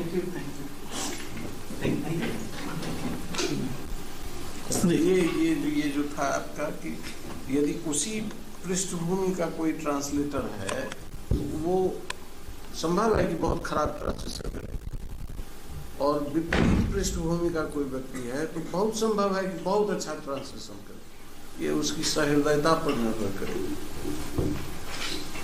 जी, आपने, मैं खासकर लिटरेरी ट्रांसलेशन के हवाले से सवाल पूछना चाहूँगा कि जब हम किसी लिटरेरी टेक्स्ट का ट्रांसलेशन करते हैं, और या फिर हम उससे भी आगे बढ़ के पूछूं तो अगर हम ट्रांसलेशन को एज अ लिटरेरी जॉनर सोचें तो उसमें क्या चैलेंजेस आते हैं, क्योंकि उसमें एक लिटरेरी नेस की बात आ जाती है जिसमें कि लैंग्वेज को estrangement of languages, estrangement of narrative, estrangement of language, estrangement of concepts, तो उसमें जब ट्रांसलेशन करा जाता है तो that becomes more than a mere act of translation और changing the language, I mean conveying the expression so to speak. तो उसके क्या चैलेंजेस आप सोचते हैं, क्योंकि जैसे आपने गायत्री स्पिवाक का एग्जांपल दिया कि उन्होंने बड़ा ही पोजिशनल और एक्सपीरियंशियल ट्रांसलेशन करने की कोशिश करी और वो उन्होंने ट्रांसलेशन के उन पैमानों को तोड़ा कहीं तक जो बने हुए थे, तो उसके बारे में थोड़ा अगर आप बता सकें तो कि क्या चैलेंजेस हो सकते हैं अगर नहीं, अगर ट्रांसलेशन को लिटरेरी जॉनर मान के सोचा जाए तो। ट्रांसलेटर को लिटरेरी जॉनर कैसे मानेंगे बताइए? ट्रांसलेशन को एज अ लिटरेरी जॉनर, क्योंकि आजकल मतलब कई जगह ट्रांसलेशन को लिटरेरी जॉनर माना जा रहा है। कैसे, जैसे बताइए कहाँ माना जा रहा है? क्योंकि मेरे हिसाब से ट्रांसलेशन इज ट्रांसलेशन, वो एक डिफरेंट जॉनर कैसे हो जाएगा? जैसे आप कहानी कविता की बात कर रहे हो, ट्रांसलेशन एक जॉनर नहीं हो सकता है। थिंक मतलब आजकल जैसे मैंने कई करिकुलम्स देखे, मैं भी लिटरेचर का स्टूडेंट हूँ, तो उसमें कई जगह ये डिस्कशन हुआ है मेरे भी डिपार्टमेंट में कि ट्रांसलेशन को as a literary genre consider करा जाए, it's a genre in itself. तो अगर हम इस तरह सोचें तो क्या चैलेंजेस हो सकते हैं इसके? वो तो बिल्कुल दो बिल्कुल अलग अलग चीजें आप ट्रांसलेशन लिटरेरी जॉनर कैसे हो जाएगा? ट्रांसलेशन इंटरडिसिप्लिनरी, ये इंटरडिसिप्लिनरी है, पर अगर उस नजरिए से देखा जाए तो अगर चैलेंजेस तो बेसिकली अभी इन्होंने बताया कि ये पॉलिटिकल साइंस की स्टूडेंट हैं और ये एमए पॉलिटिकल साइंस से कर लें और पीएचडी करने के लिए आ जाएं, हम एडमिशन ले लेंगे ट्रांसलेशन में। हमें ज़रूरत नहीं है लिटरेचर से कोई एमए करके आए, हमें ये भी ज़रूरत नहीं है कि वो कोई जर्नलिज्म से करके आए, किसी भी चीज़ से करके आए। और हमारे पास ट्रांसलेटर चाहिए, ट्रांसलेशन थिंकर चाहिए जो बताएगा ट्रांसलेटर को कि तुम चिकित्सा विज्ञान को कैसे अनुवाद करोगे और तुम पत्रकारिता का कैसे अनुवाद करोगे, तुम पॉलिटिकल साइंस का कैसे अनुवाद करोगे, तुम सोशल साइंस का कैसे अनुवाद करोगे। ट्रांसलेशन को जॉनर कहा ही नहीं जा सकता, वो डिसिप्लिन है, एक डिसिप्लिन हो सकता है, ज्ञान शाखा है। उसको यदि कोई कहता है तो अब कोई कह दे कि हम तो अब पैर से नहीं हाथ से चला करेंगे, आप बताइए ना। साहित्यिक अनुवाद की बात नहीं या अनुवाद मैं बात कर रहा हूँ as a genre, as a literary genre. अनुवाद हो सकता है कि वो एक जॉनर हो जाए, हो सकता है। नहीं, आई एम टॉकिंग अबाउट जैसे लिटरेचर में एक नॉवेल है, शॉर्ट स्टोरी है, पोएट्री है, एपिक है, तो ट्रांसलेशन को भी एक ऐसा जॉनर बनाया जाए, ये कैसे होगा? नहीं बनाया कहते हैं कुछ लोग चर्चा करते हैं बस, जैसे कि इतमार जोहर he was really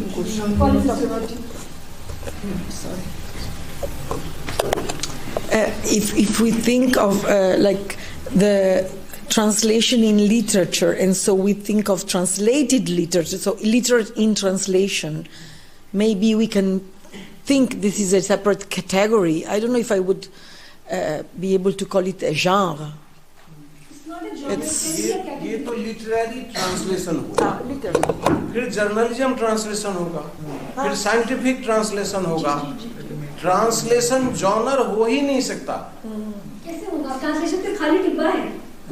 ट्रांसलेशन तो वो किसी भी चीज पर लागू होगा। वो एम्स के डॉक्टर का ये सीवी भी ट्रांसलेट हो सकता है और एनाटॉमी भी ट्रांसलेट हो सकता है।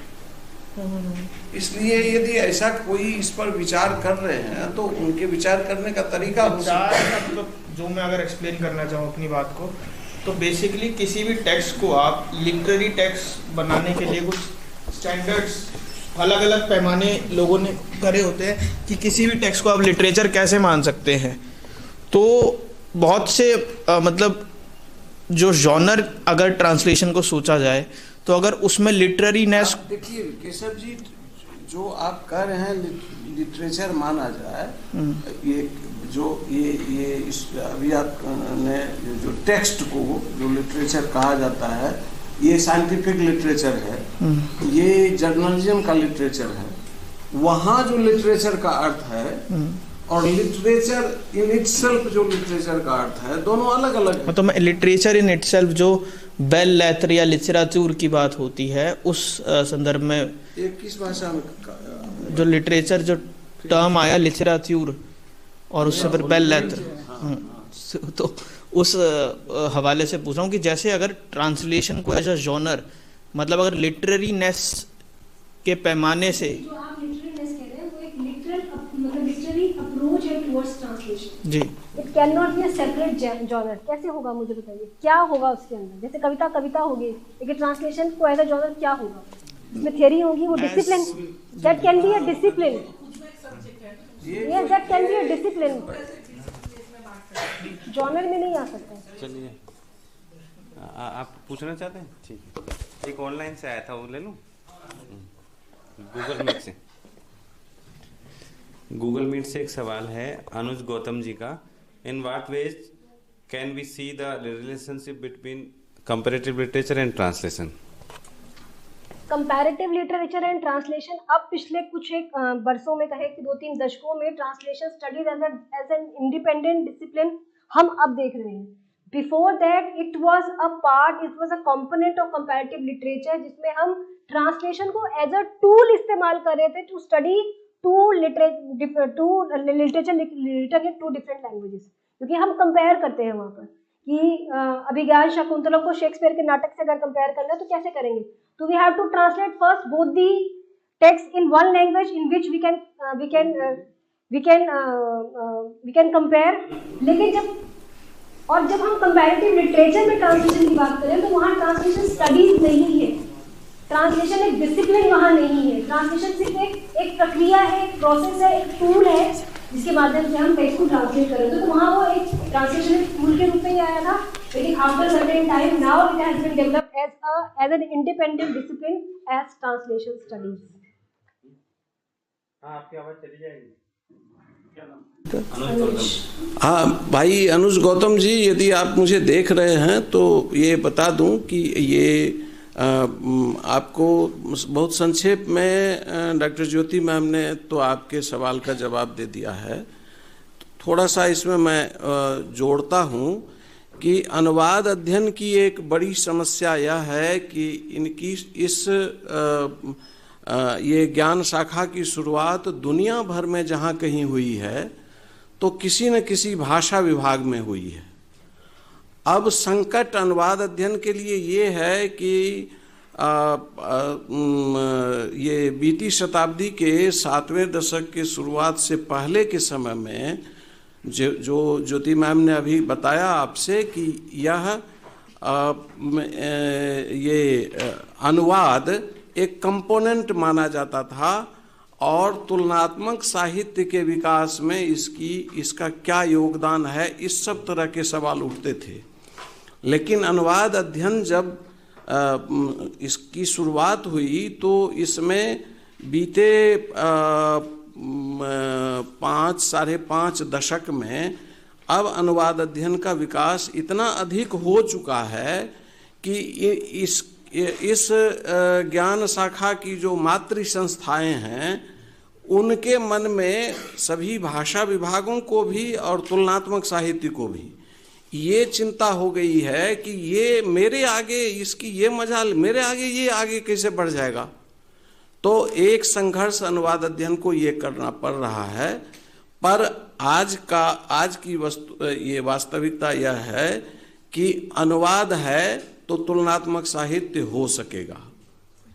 तो ये आप इसी तरह से जान लें कि दुनिया भर में ये संकट तुलनात्मक साहित्य को भी झेलना पड़ा है और इसी तरह से इन दिनों आप एक अनुप्रयुक्त भाषा विज्ञान को सुना होगा, उनको झेलना पड़ रहा है। इसी तरह से एक नया विभाग शुरू हुआ है भारत में, प्रयोजन मूलक हिंदी, उसको भी झेलना पड़ रहा है। ये सब बातें होती रहेंगी, मगर अनुवाद अध्ययन और अनुवाद कर्म, यह दोनों अभी दुनिया की सांसें संचालित कर रहे हैं, इसलिए इसकी जगह कहीं बहुत अधिक है। वैसे कल से मैं इस वर्चस्ववादी धारणा का खंडन करता रहा हूँ, पर ये वर्चस्व नहीं है, ये वस्तुनिष्ठता है, वास्तविकता है।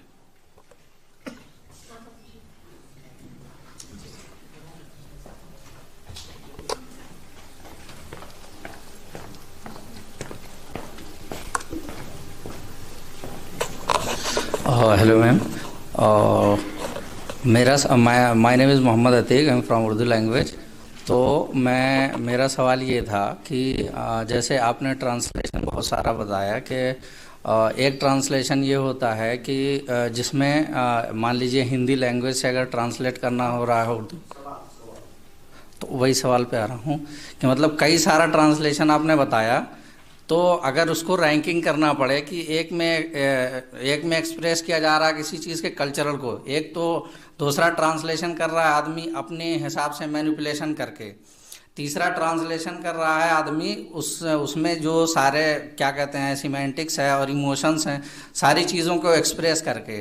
तो इसमें अगर रैंकिंग करना हो तो ये बताइए कि कौन सा ट्रांसलेशन को बेस्ट माना जाएगा, किसको बेटर माना जाएगा, किसको कहा जाएगा ठीक है, वेल एंड गुड। जैसे हर चीज़ का लिटरेचर में ये होता है ना कि मतलब लिटरेचर में तो ये होता है ना कि हाँ इसका ये अदब, इसका लिटरेचर ये अच्छा है नहीं अच्छा।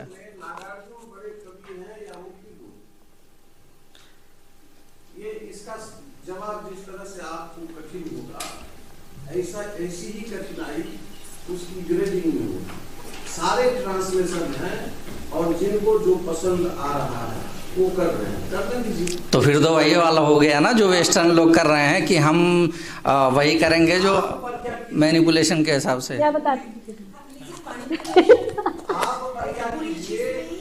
दुनिया के कांटे आप नहीं बुहार सकते, आप अपने पैर में जूते पहनिए ना, आपके पैर में कांटे न चुभे, आप अच्छा कीजिए, बाकी जो कर रहा है कर लूँगी। फिर तो इसका मतलब यही हुआ कि सभी ठीक है।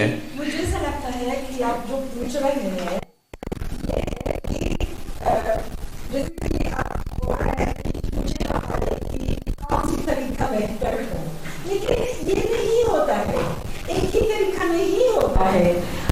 हर टेक्स्ट के लिए हर स्थिति में अलग अलग स्ट्रेटजीज होंगे, तो हम रैंकिंग कैसे कर सकते हैं? हम पढ़कर बता सकेंगे कि ये टेक्स्ट की डिमांड है, लेकिन थियोरेटिकली ये नहीं हो सकता है ना?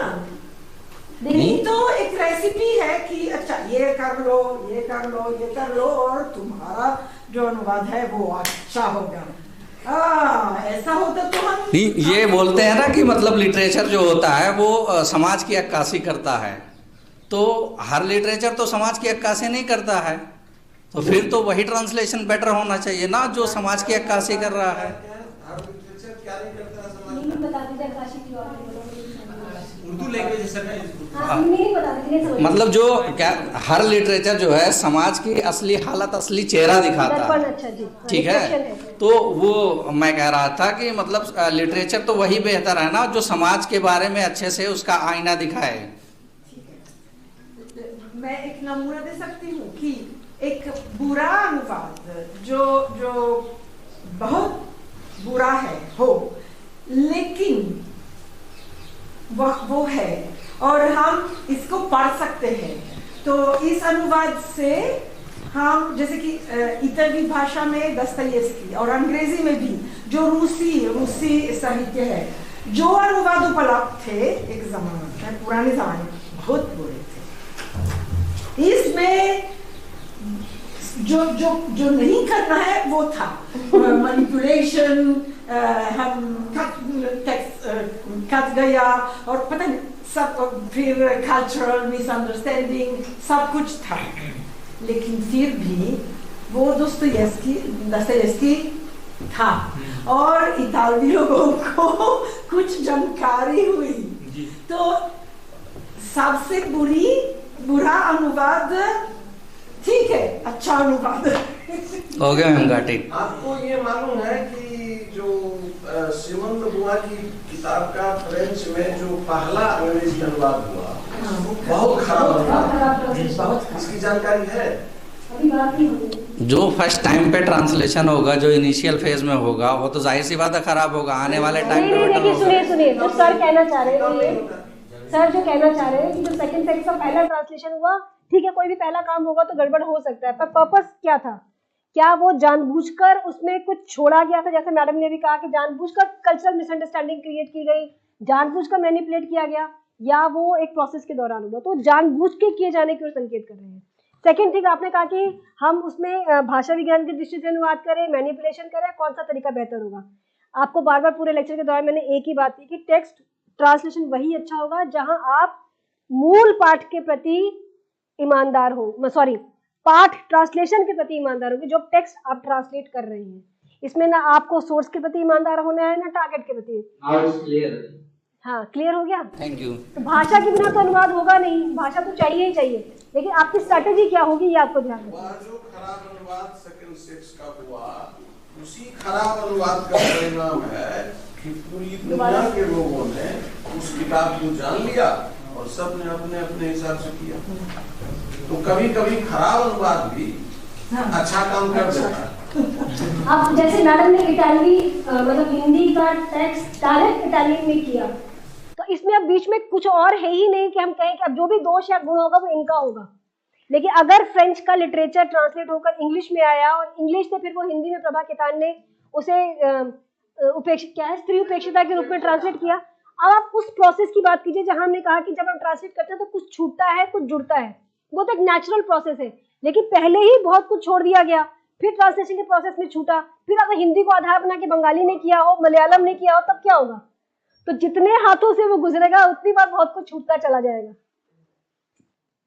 ठीक है? हाँ, सवाल नहीं है सर, धन्यवाद। नहीं, हाँ हाँ, वहीं से दे डालिए। थैंक यू मैम, बहुत मज़ेदार सेशन रहा और सवाल में जिन लोगों ने भाग लिया और मज़ा आया, और फिर हम कल मिलते हैं इसी टाइम। Thank you ma'am. आप मंडे को हम लोग फिर मिलते हैं, 23 को, 24 को हम 2 बजे फिर से मिलेंगे यहाँ पे, और उस दिन हमारे साथ जोशील सर और अलेक्सांद्रा मैम रहेंगी और हम उसमें कुछ मज़ेदार बातें करेंगे, कुछ टॉपिक पे बातचीत करेंगे। Thank you.